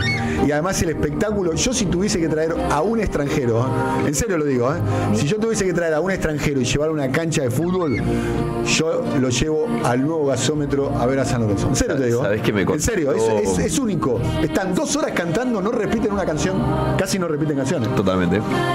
Tanto, tienen como tienen una catarata de hits. Tienen unos cantantes de San Lorenzo maravillosos. Y hay toda una historia ahí, una cultura de tango, de Boedo, no sé dónde vendrá. La murga. La murga, claro. Los cometas de Boedo, bueno, muchas murgas. Es uno de los barrios donde todavía sobrevivió la murga. Sabes que esta semana me escribe un amigo de Italia, me dice, te va a mandar un Tano barra brava de la Roma, que el tipo empezó a ver videos de San Lorenzo en Twitter y se hizo fanático de San Lorenzo, aprendió el castellano a través del video de la Buteler y viene a Argentina, si sos socio, no tiene ni un primo acá en Argentina, y tipo viene a Argentina solo para ir a la cancha de San Lorenzo. Es nota, el Tano es nota. Lo pasé de hecho a un grupo de periodistas, ese Tano es nota, me gustaría entrevistarlo, ese Tano es nota. ¿Lo traemos? Sí, ese Tano es nota. Bueno, necesitas descansar, necesitas conocer Valle de los Ciervos en las sierras de Tandil. Cabañas completamente equipadas, ubicadas en un terreno único de 25 hectáreas, a pocos minutos del centro de Tandil. Arroyos, álamos, sauces, ciervos, liebres y llamas. Un entorno natural único. Además, la mejor gastronomía regional. Ideal para familias, parejas o amigos. Es la verdad que ir a Tandil, espectacular. El lugar además tiene un desayuno bárbaro. Me daré una calentita, cafecito, mermeladas muy ricas. Complejo de cabañas, Valle de los Ciervos, en Tandil. Vivir la naturaleza. Tenés además un descuento si vas de parte de Siempre es Hoy. Si vas de nuestra parte. ¿Querés ir, Silvio Soler, a Tandil? Cuando quieras avísame, en serio, te hago los papeles. Y por otro lado, podés probar la mejor pastelería italiana y porteña en Buenos Aires. Crepes, waffles, cannoli, focaccias, cosas muy ricas, hay helados, aperitivos, espectacular. No deje de conocer Martinelli con doble L, café con doble F. Una creación de Carlo Contini, un italiano en Argentina. Visitar, tiene locales en Palermo, Colegiales, Núñez, en Caballito. Seguilos en las redes sociales. Andá de nuestra parte también. Decí, vengo de parte de Willy Bray. Vengo de parte de AM530, de Somos Radio, la radio de las madres. Seguilos en Martinelli con doble L, café con doble F en Instagram. 11:15. No se puede vivir del amor. Lo dijo la chica que te dijo que no. Juan González. Me interesa mucho este segmento que es ¿qué tiene hoy en la cabeza y qué está pensando hoy Alfredo Astiz? Juan habló con una persona que habla de modo periódico, una vez por semana, ¿lo va a visitar o habla? Una vez por semana lo va a visitar, y para tener una idea, el día que sale la foto de todos los genocidas con los diputados libertarios, que la publica Data Clave, le hablo a esta persona y digo, che, es Astiz, porque primero que estaba medio de fondo, Astiz, y estaba medio irreconocible. Sí. De hecho, uno lo conoce a Astiz por el pelo rubio y ahora está muy canoso, y me dice, a ver, ¿para qué lo llamo? Y a los 10 minutos me vuelve a llamar y dice, sí, hablé con él, está ahí.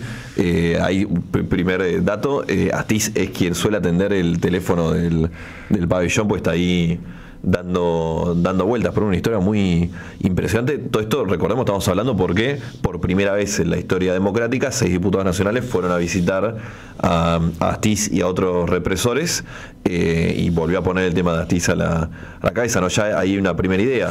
¿Por qué? El peso específico que tiene Astiz. Por decimos la reunión con William Minetti, la reunión con Alberto González, la reunión con Cinto Curto, decimos la reunión con Astiz. Hay todo un laburo para esta columna, y también lo escribí en noticias. Estuve leyendo varios libros que se los recomiendo. El de Ukigoni Astiz, que es canónico, de hecho la condena sí a delitos por crímenes de lesa humanidad en el 2011. El material judicial se basa en el laburo que hace Ukigoni, que era periodista aljera, que Astiz lo iba a ver a Uki, haciéndose pasar por hermano desaparecido. Asterisco sobre Ukigoni. Ukigoni es cantante del grupo de rock Los Helicópteros. No tenías. Aquí Radio B nos llamando. aquí Radio B nos llamando. No tenía ese dato. No tenías ese dato. Vamos a terminar tu columna escuchando a Uki Goñi cantando rock, una de las bandas ¿no? de medio de pop, glam, ¿no? de principio de los 80. Disculpame por la no, está muy bien, es un gran dato, no tenía. Estuve con el libro Astiz, tuve un libro espectacular sobre la ESMA, que te digo, me cambió la manera de ver la ESMA. Yo muchas cosas no tenía, de las historiadoras Mariana Feld y Claudia Feld y Mariana, se fue el segundo apellido, ya me va a recuperar, que te explica también por qué Astiz es quien es hoy y cómo quedó. Digo, la ESMA no era solo un centro clandestino, hubo 600 centros clandestinos en Argentina. Tenía una particularidad. Primero su cercanía y después lo que se elaboraba ahí, ¿no?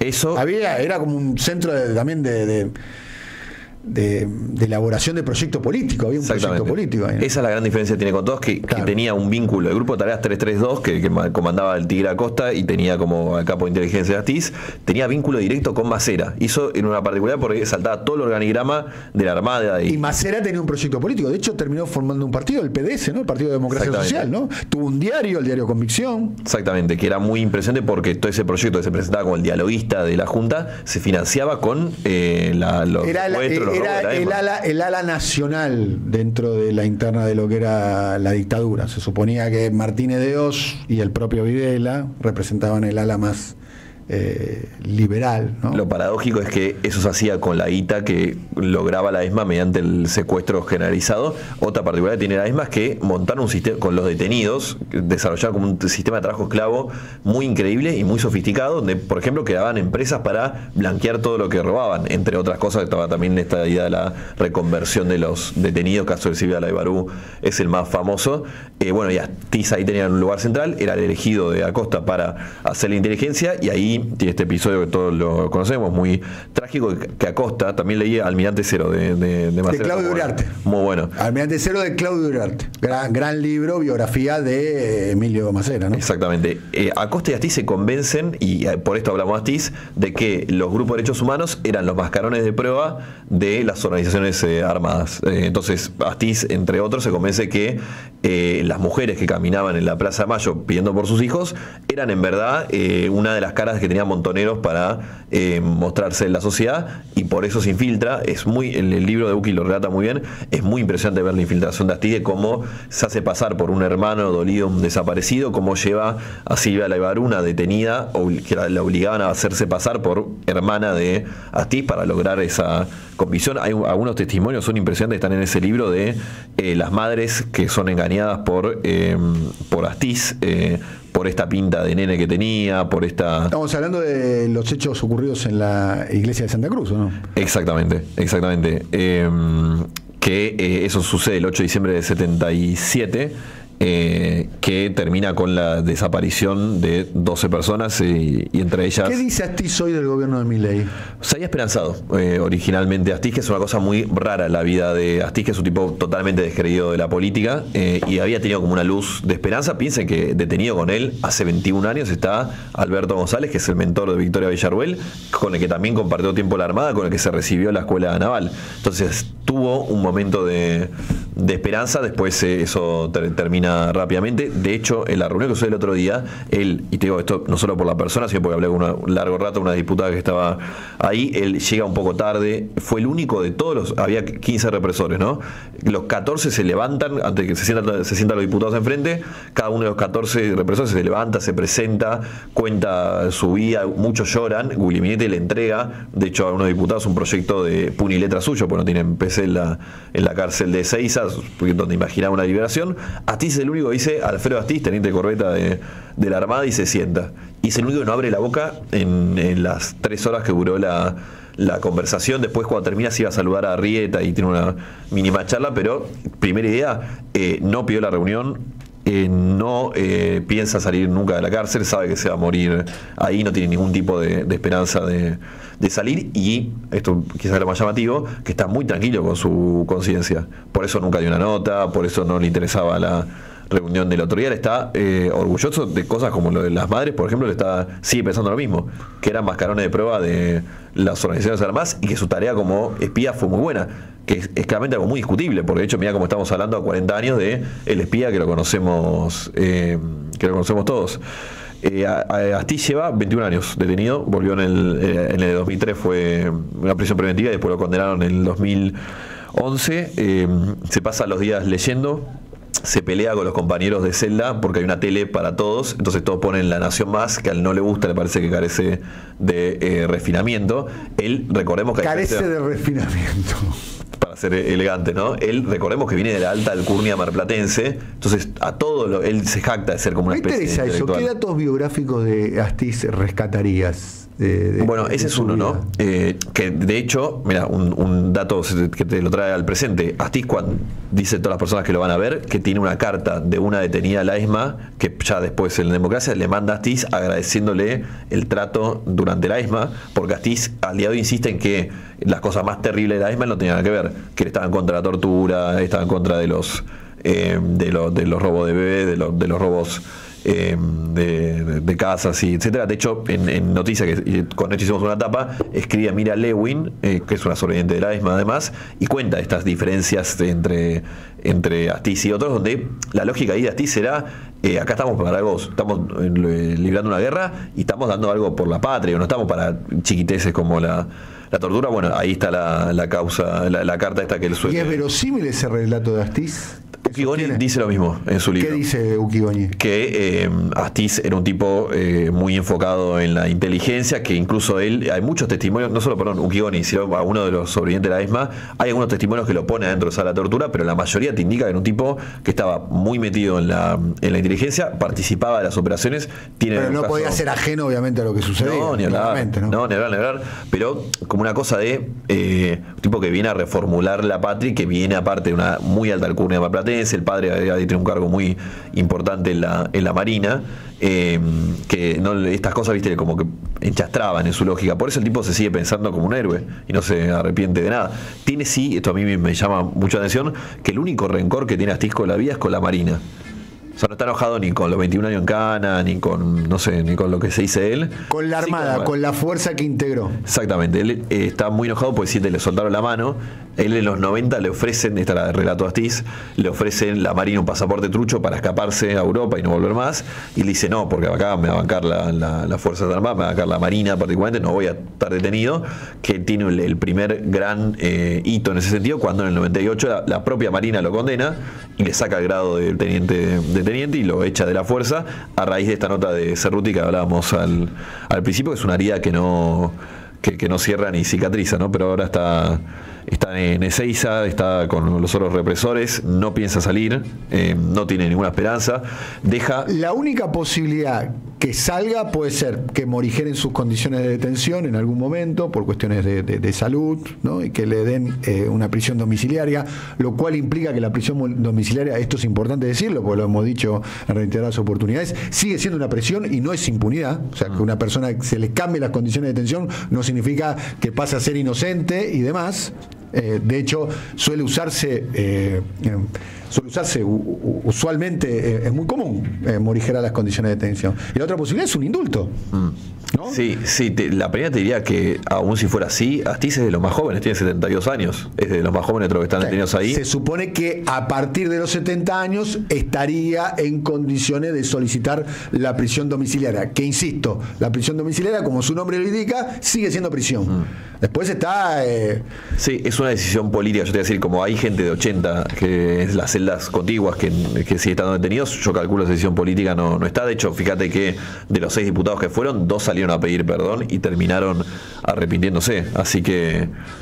acá me está escribiendo alguien que estuvo en unas celdas contiguas a donde están los represores. En la unidad 31 estaba en un pabellón, llamémoslo, los represores, y en otro pabellón estaban los que fueron, entre otros, los presos políticos de la época del macrismo.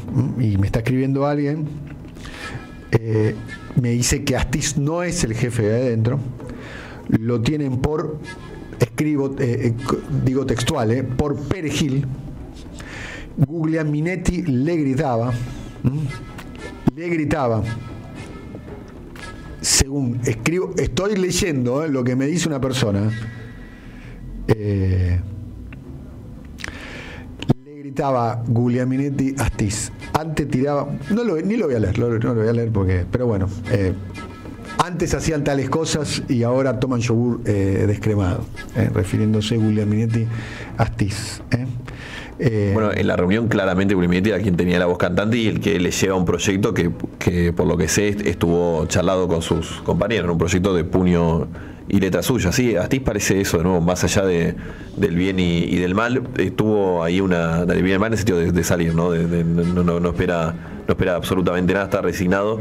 Tuvo ahí otro gran dolor que tiene Astiz, es que hace 2 años murió la madre. Astiz no tiene hijo, no tuvo mujer, y murió la madre, que lo iba a visitar hasta el final y no lo dejaron salir. Ni siquiera al funeral.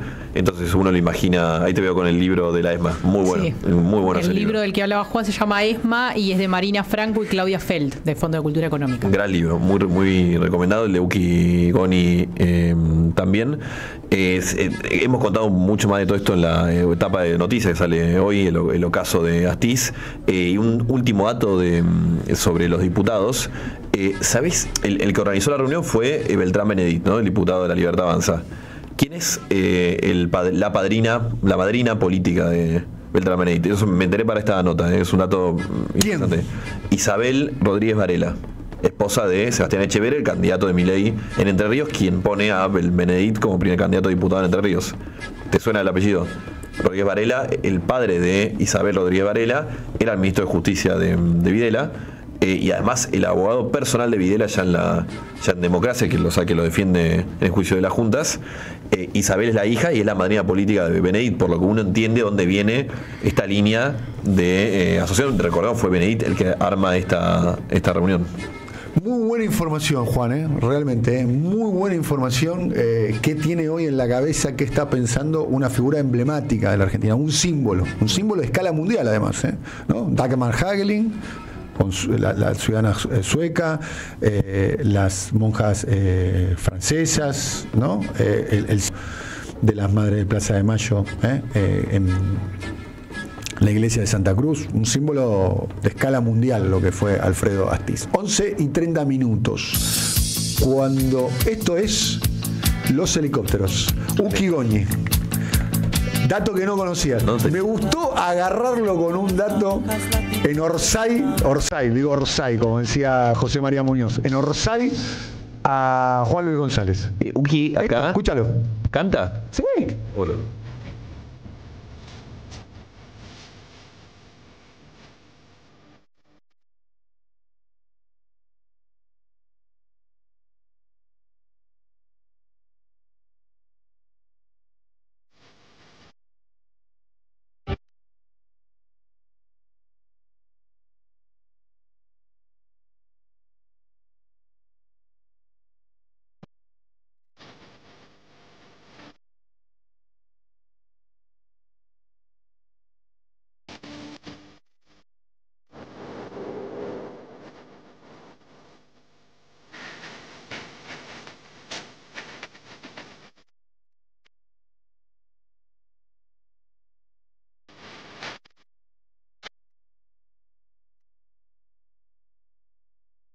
Esto es un hit conocido. Suena. Gran banda. Uki era hijo, lo contó porque lo hemos entrevistado a Uki Goni varias veces sobre este tema, era hijo de un diplomático. Entonces había estado dando vuelta alrededor del mundo, acompañando a su padre en su trabajo diplomático, y una persona que tenía una cabeza muy grande en términos musicales. Esto es One Hit Wonder, ¿no? Pero sacaron Los Helicópteros, sacaron un disco, un par de discos, ¿no? Varios discos. Él era el cantante. Mirá vos. Y estamos hablando de él porque era periodista de Herald, que fue el primer medio, que, si no me equivoco, fue el primer medio que en el momento 1 de la dictadura denunciaba los crímenes, ¿no? Muy bien. Habla El País el compañero... ¿Cómo le va a Oscar Varga, que es el técnico de la radio? Si esta radio se escucha, uno de los mejores técnicos de la Argentina está aquí con nosotros, el técnico. de la radio. Está entre los 5 mejores técnicos de la Argentina. Los otros 4 todavía no nacieron. Contaba el profe Buneski recién que está viajando en ruta de Córdoba y se escuchaba bien la radio, pues está yendo al Uritorco, ¿no? Hoy. Entre otras cosas por el compañero Oscar. Oscar, muy buenos días. ¿Cómo estás? ¿Cómo te va, Dani? ¿Todo bien? Estoy muy contento porque hay compañeros ahí en Córdoba que escuchan tu programa. En Córdoba, digo, está saliendo bárbaro. El otro día me subí al auto y puse la radio y digo, pero es una FM, le digo. No, bien, es increíble porque hay radio con muchísima más potencia de transmisión y no están tan presentes en la capital federal como nosotros. Sí. ¿A qué adjudicás que la radio, más allá obviamente a la capacidad técnica, a la destreza de vos y tu equipo, ¿qué hace que una radio se escuche bien? Bueno, primero todo empieza de la punta del micrófono, es decir, la cadena de audio y después la parte de transmisión, ¿no? Bien. A ver, ¿cuál es la ventaja de esta radio? La frecuencia. Las frecuencias más bajas. Claro, en amplitud modulada, cuanto más baja la frecuencia, menos potencia y más penetración tenés. Por eso las radios más exitosas con mayor audiencia generalmente son, o sea, la 790 Mitre, la 910 La Red, la 590. No, ya si empezás en el 900 es otra cosa. Es decir, 530 Rivadavia, 630 710. Bien. Hasta ahí. ¿Viste? Mitre. No, para mí, voy a decir algo, una radio que se escucha muy bien es Continental. Bueno, yo soy responsable de esa radio también. Bueno, se escucha muy bien Continental. Bueno, yo soy responsable de Continental. En términos técnicos, después creo que está pasando algunos momentos complicados. Sí. A ver, estamos hablando del tema técnico. El tema técnico. En Continental también es una radio que tiene... ¿Cuántos años como técnico? Y ya, no sé, pero yo a los 12 años armé mi primer transmisor de AM en el colegio. Yo estudiaba en la CIAN, en un colegio técnico, y como mi primer trabajo en grupo, armé un transmisor de AM. Chiquitito, ¿no? De baja potencia, pero... ¿Y trabajaste en la Gran Rivadavia, por ejemplo, la de Cacho Fontana, la de Carrizo? Bueno, sí, trabajé en varias radios. Bien. En radios de frecuencia modulada, cuando se inició Rivadavia con Beto Badía, en aquellos tiempos, que empezó recién la FM, la única que estaba al aire. La 103.1. Claro. La que después terminó siendo Radio 1. Radio 1. Tenía un transmisor, es más, ese transmisor todavía está. Es un transmisor que está en el depósito de, digamos, la planta continental de AM, está el transmisor de frecuencia modulada. Y las AM están un poquito en el mundo, ya hay autos que no vienen con transmisor de radio de amplitud modulada. Bueno, eso es la Argentina sea un fenómeno particular con la Argentina no, todos los países que tienen un territorio muy importante siguen teniendo las AM. Sí. Porque ningún lugar en el mundo, hablo de Estados Unidos, que sería el top de los broadcasting y todo, no liquidan las AM porque no hay forma de tener internet y todavía no hay un sistema de internet para que vos vayas en la ruta y escuches una radio o otra cosa. Vos fíjate que acá en Argentina estamos hablando de rutas importantes. Sí. Cruzás la parte, digamos, de ruta 2. Pasás La Plata, pasás Chascomús y ya no tenés internet. Ahí señal telefónica se corta.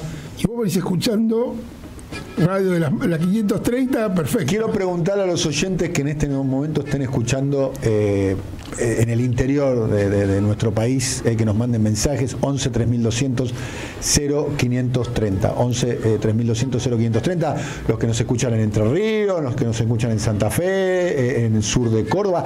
¿Hasta dónde llega la señal de AM530, Oscar? Depende de la propagación, el día, la humedad, hay un montón de factores, pero yo me asombro porque me han llamado de 1000 kilómetros de acá escuchándola perfecto y me la pusieron. Nosotros estábamos hace un par de semanas en Tandil, la verdad que yo la puse en el auto, se escuchaba muy bien. Pero perfecto. Estás a Mar del Plata, es increíble porque estás a Mar del Plata y dentro de Mar del Plata sale perfecta la radio, como si fuese local. Oscar Varga, uno de los técnicos de radio más importantes de la historia argentina, ¿no? De la actualidad, de la historia argentina, y hace un trabajo realmente extraordinario. Gracias. Gracias. Esto no estaba previsto, ¿eh? No, te vi ahí y dije. Acá están mandando mensaje los oyentes, mandan fotos de escuchando el auto de Rosario, Exaltación de la Cruz, de Chaco. De Chaco. Manda fotos. Escuchando el auto en Chaco, Marcelo. Muy bien. Bueno, en Chaco. Saludos a Marcelo y gracias. Si se escucha en Chaco, la responsabilidad la tiene, entre otros, Oscar Varga y su equipo para que la radio. No, el equipo también importante, todos los chicos técnicos que están conmigo. El equipo de la radio en general, tu equipo en particular. Totalmente. Pero vos sos el responsable, sos el director técnico. Bueno. Sos el Scaloni. Un abrazo, Oscar. Gracias por todo. Gracias a vos por. Un abrazo. Muchas gracias. Vamos a una tanda, ya volvemos.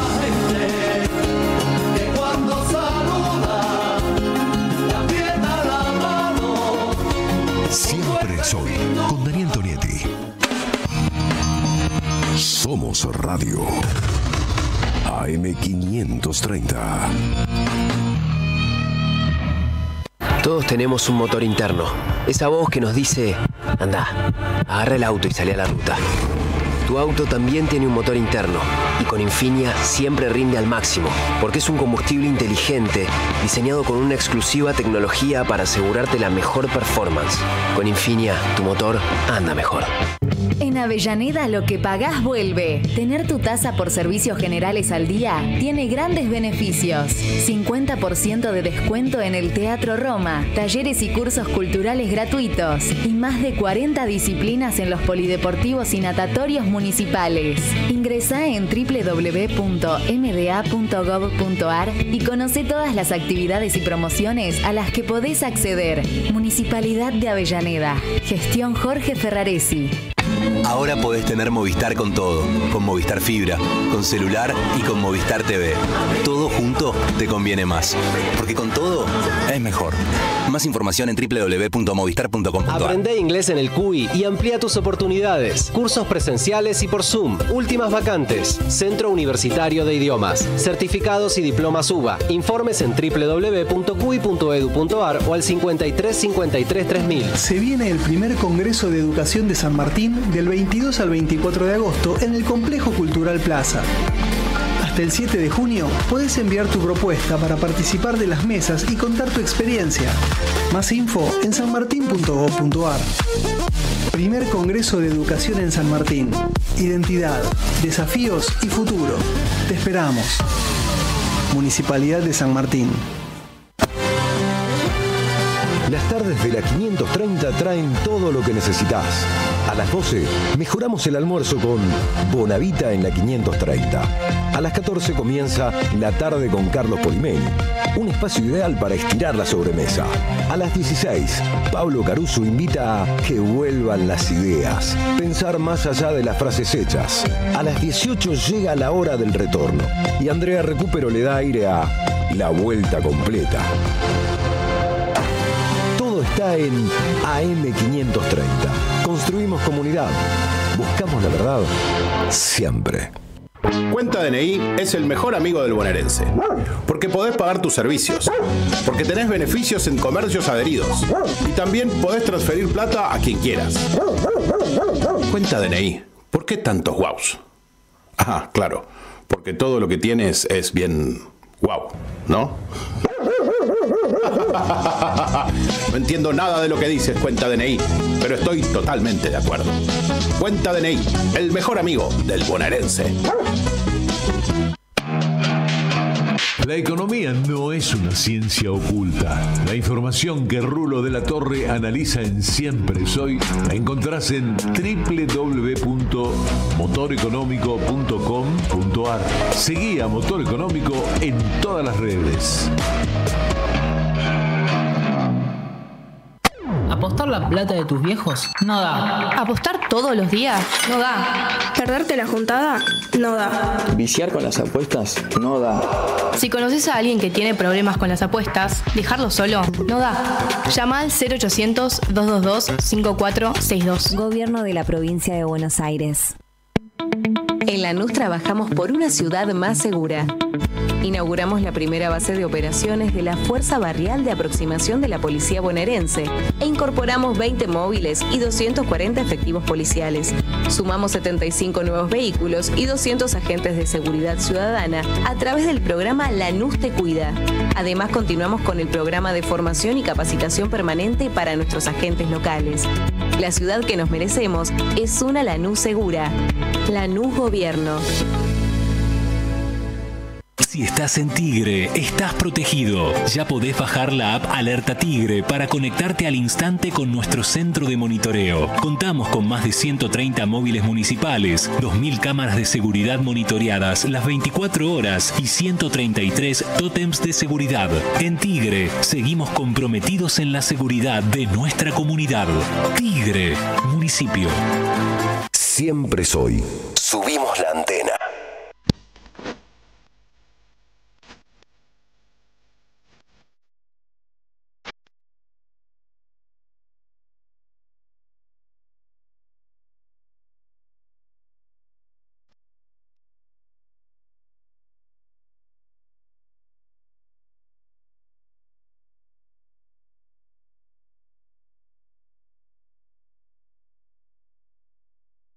Doble gota. Gusto fuerte y duradero.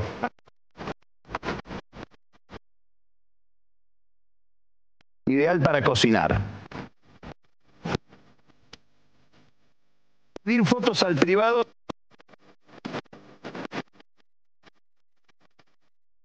Siempre en piedra.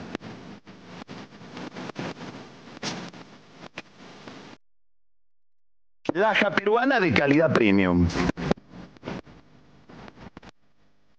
Moby Dick, las verdaderas bombas.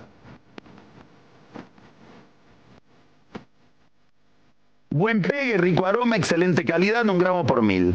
Para mí son poemas, son haiku, son poemas cortos japoneses, obviamente la inconfundible voz de Carlos Pañi. Tiene un sentido del humor él, y esto para mí, sin ninguna duda, lo hizo sabiendo que era un sketch. Sí, claramente.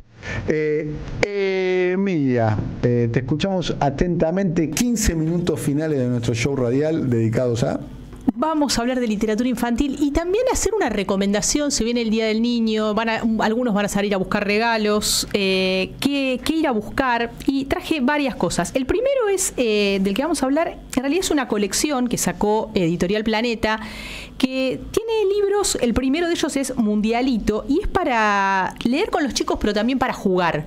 Es un libro que escribió Carolina Salvini. Carolina Salvini trabaja en prensa y a partir de... le gusta mucho el fútbol, jugadora de fútbol, y tiene 2 hijos varones, y a partir de toda esa mezcla armó este proyecto, que el primero de estos libros es Mundialito, pero tiene otro sobre Messi, por ejemplo. Está preparando uno sobre el Dibu Martínez, y lo que proponen estos libros es hacer sopa de letras, trivias, hay rompecabezas, preguntas y respuestas sobre...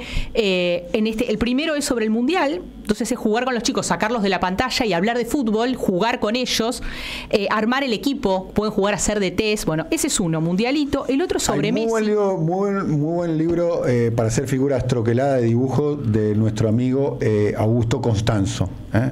También, el dibujante Constanzo, que hizo de los de la selección y demás, que está buenísimo. Es tarea, tenés que cortarlo y tenés que armarlos. Claro, porque también es una actividad para estar con los chicos, ¿no? Para decir, no, bueno, te vas a leer o te voy a leer, no, vamos a jugar un poco a esto. También acá en hay también preguntas sobre, por ejemplo, Qatar, ¿no? El Mundialito, Messi manía sobre Messi, y está preparando uno sobre el Dibu Martínez. Y después hay otro que dejo para el final, uno que vamos a recomendar muy especialmente. El segundo es Petit el monstruo, que es el primero de Isol con este personaje. Petit es un niño que lo que hace Isol acá es jugar con la idea de que no hay un niño edulcorado, ni un niño solo travieso, revoltoso, sino que Petit puede ser muchas cosas. A partir de este personaje, ella hizo una serie que se pasó por Paca Paca, que tuvo 3 temporadas, y esa serie después se transformó en un proyecto cinematográfico que hoy se pueden recuperar los capítulos de Petit, están en YouTube seguro, hay 3 temporadas de eso, y además hay una historieta que se creó a partir de todo esto, que cuenta con una cosa muy original, una idea muy original, que es que ella convoca a los lectores de Petit a dibujar su Petit en Instagram.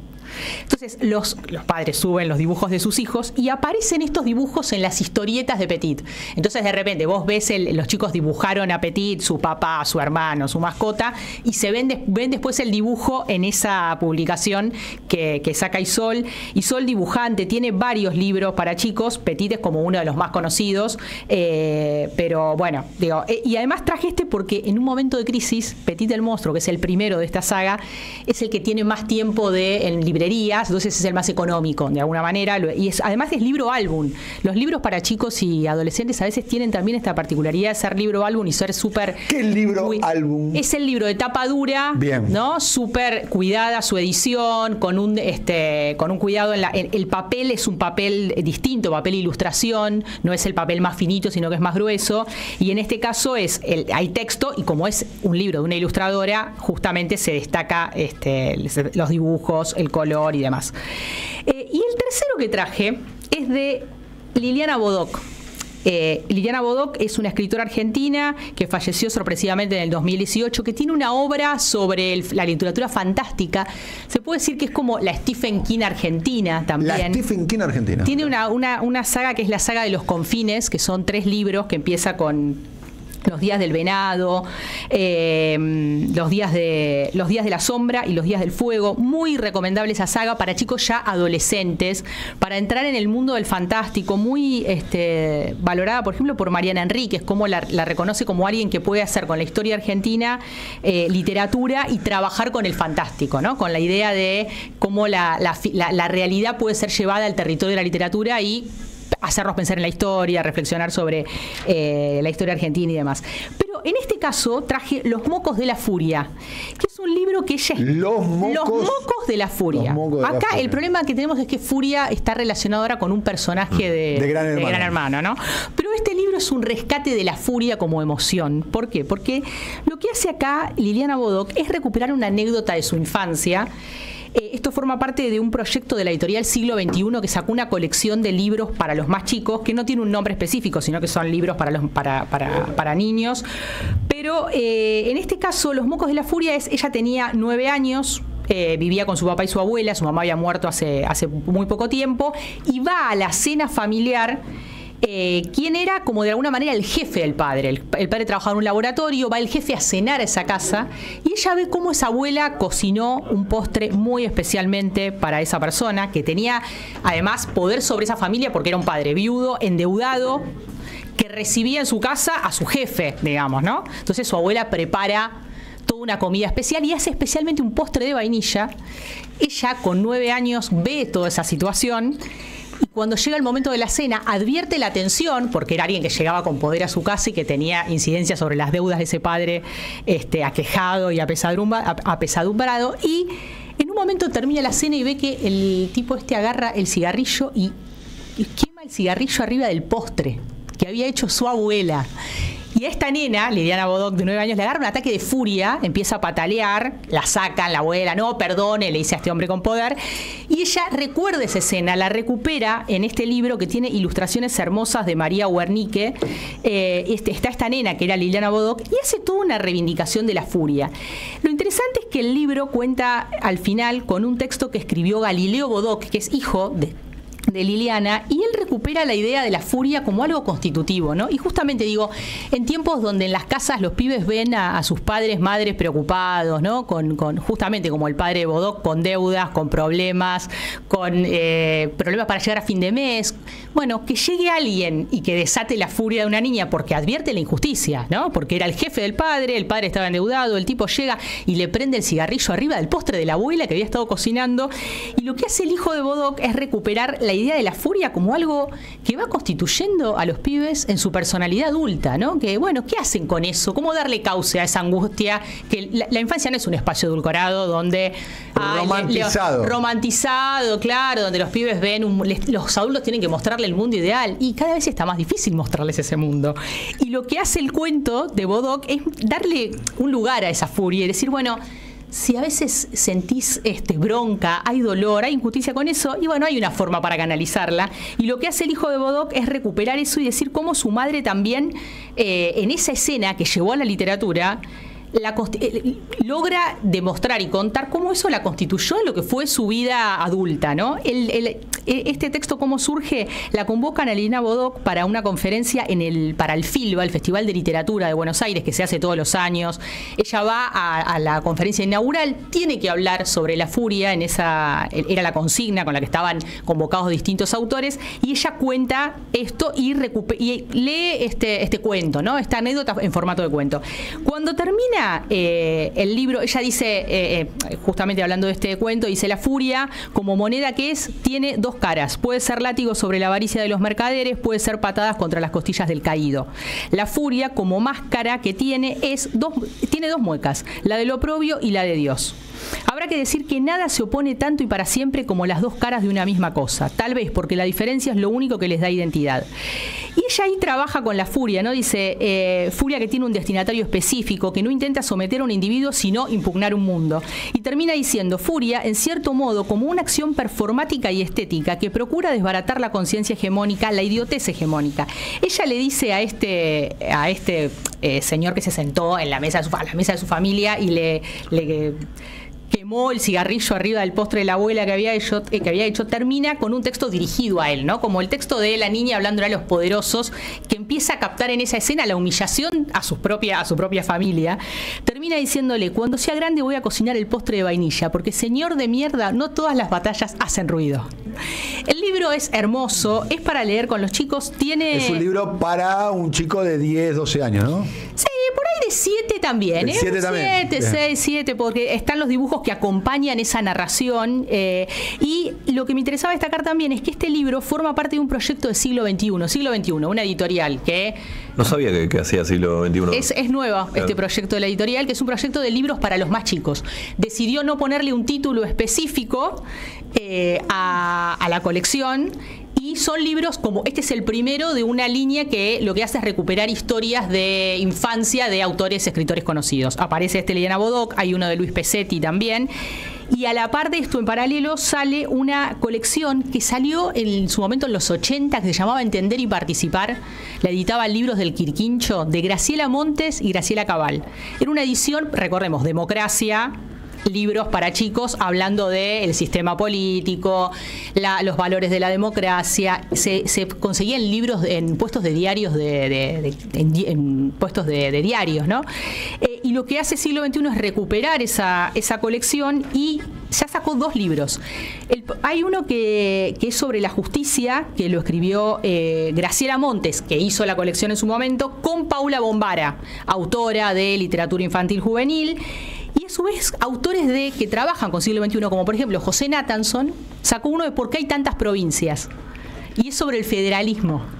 Y están trabajando en otros, por ejemplo, cómo funciona el Congreso, que recupera lo que se escribió en los 80, de la mano de Graciela Montes y de Noelia Barral Grijera, por ejemplo, periodista, política, que estuvo acreditada mucho tiempo en el Congreso. Es una colección que se llama Entender y Participar y que también sirve para, por lo menos los que ya empezaron a salir, para hablar con los chicos de temas actuales de la política. Hay uno sobre la figura del presidente, que lo hace Inde Pomeraniec, también con Graciela Montes, y el libro de Liliana Bodoc entonces se inserta en esa línea, en esa propuesta editorial de Siglo XXI, que lo que dicen es, nuestro objetivo es trabajar con un público hasta ahora adulto y alimentar el pensamiento crítico. Digamos, tiene Siglo XXI libros emblemáticos del último tiempo, desde los trabajos de Pablo Semán, que ahora el más conocido es una histórica editorial que había editado a Gramsci, a Marx, digamos, viene de la izquierda más clásica de América Latina. Eduardo Galeano, sí, y demás. De hecho, el director... Hoy la editorial es propiedad de Sigman, ¿no? Tengo entendido. Y el director es casualmente Pepe Nathanson, ¿no? No, es Carlos Díaz. Carlos Díaz. Que además Carlos Díaz, como director de Siglo XXI Argentina, se fusionó Siglo XXI Argentina, México, y él dirige ese conglomerado.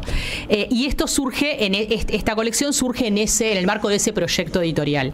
Pero digo, el proyecto del siglo XXI es que sean libros que estén en la librería, pero que no estén específicamente en el estante de libros para chicos, sino que lo puedan agarrar también los adultos y desarrollar el pensamiento crítico. Así que Los Mocos de la Furia lo recomendamos muy especialmente, de Liliana Bodoc. Muy bien, muy buena columna de Emilia Raciati. ¿A partir de qué edad es niño y se hace regalo? ¿Hay una fecha tope? ¿Menores de 12, menor de 15, menor de 14? Menor de 35. 12 me parece un buen límite. 12. Hasta 12. Hasta 12. Porque también es cierto, mayor de 12 ya no se reconoce como niño o niña. Capaz que ya es un adolescente. Claro, es un. ¿no? Claramente. Después de los 12, camiseta de San Lorenzo. Nada más. Camiseta de San Lorenzo. No falla nunca. Camiseta de San Lorenzo. Vos, el día que tengas una hija o un hijo, si es que lo planificás, no te lo estoy poniendo de ninguna manera como un mandato cultural, pero el día que nazca lo vas a hacer hincha de San Lorenzo. Mi novia es hincha Huracán, así que hay un tema ahí. Boludo, hay un tema de disputa. Y le importa, o sea, es una hincha así le fervorosa. importa, va a la cancha cada tanto. ¿Y cómo van a resolver el tema eso en el caso de que tu novia pase a ser la madre de tu hija o tu hijo? Es terrible porque ahí no se puede negociar. No hay un lugar gris. No. O es de San Lorenzo o de Huracán sería en este caso. Y si no es de San Lorenzo, no lo voy a reconocer como tal. ¡No! Me voy a otro país. Qué bravo que es todo. Un tema ya vamos a profundizar. Bueno, casi que nos estamos yendo. Esto es Tim Maya. Y a pedido del público, a pedido de los oyentes, vuelve el Pañi Dealer. Gusto fuerte y duradero. Ahí va. Doble gota. Tenemos mensajes. Ideal para cocinar. Bueno, de hecho, decía un oyente acá, ahora te busco el nombre, que el sobrino de este, ¿cómo se llama el que canta? Tim Maya. Tim Maya, el sobrino Sed Mota, que es un gran músico. Yo de hecho lo escucho, no sabía que era el sobrino. Sí, tenemos mensajes de todos lados, ¿no? De muchos que nos contaban de dónde están escuchando. Acá hablan de Ukigoni, le gustó el tema de Ukigoni. Aplausos para Emilia, manda Lucila. ¿Podría repetir el título del libro de Liliana Bodoc? Los Mocos de la Furia. Yo voy a aprovechar este mensaje y le quiero agradecer a los oyentes que me escriben de repente que están en la librería y me dicen, che, ¿de qué libro hablaste el otro día? ¿Cómo era el título? El otro día me pasó con una novela de Editorial Sigilo. Esos oyentes que son fieles y que van a la librería después a buscar el libro, un saludo desde acá. Gran aporte. Pedir fotos al privado. Nos estamos yendo, Bueno, fin de semana, si tienen ganas, se pega una vuelta por Nani Cocina Armenia de nuestra parte, en Guruchaga y Jufré. También pueden ir a comer a pizza, la reivindicación de la pizza de molde porteña de nuestra parte también, ahí en Nicaragua, esquina Tames. Y nos volvemos a ver el próximo lunes a las 10 de la mañana. Aquí Raquel Varga también dice, muy buena la columna de Emilia. Nos quedaron pendientes los mensajes de los oyentes. Hoy fue un programa caótico, o sea, salió bien. No. Estuvo interesante, ¿no? Bien, me gustó la presencia de Oscar Varga, la reaparición fantasmal de Pablito Lapuente, la columna, me gustó. La confesión de Juan González diciendo que su mujer es hincha de Huracán. ¿Hay algún símbolo de Huracán en el domicilio o no? En el de ella sí. No, todavía no conviven bajo el... No. Poner un cuadro de Huracán, ¿qué hacemos? En ella sí. No, claro. ¿Qué problema? Bueno, nos estamos yendo. Gracias, querido Soler Silvio, la operación técnica. Laja peruana de calidad premium. Eso. Bray Willy en coordinación. Buen pegue, rico aroma, excelente calidad, 1 gramo por 1000. Román Lucas en producción. Siempre en piedra. San Severino Manón. Pedir fotos al privado. Martínez Adán. Ideal para cocinar. Castro Vicente. Gusto fuerte y duradero. Ursa Morán. Doble gota. Esvin de Nema. Moby Dick, las verdaderas bombas. Emilia Raciati. Me dejaste sin palabras. Juan Luis González. ¿Qué pasa? Se acaba. Buen pegue, rico aroma, excelente calidad, 1 gramo por 1000. Bueno, nos estamos yendo, nos volvemos a ver el lunes, ya llega Feli Bonavita aquí en AM530, que tengan un muy lindo fin de semana. Chao.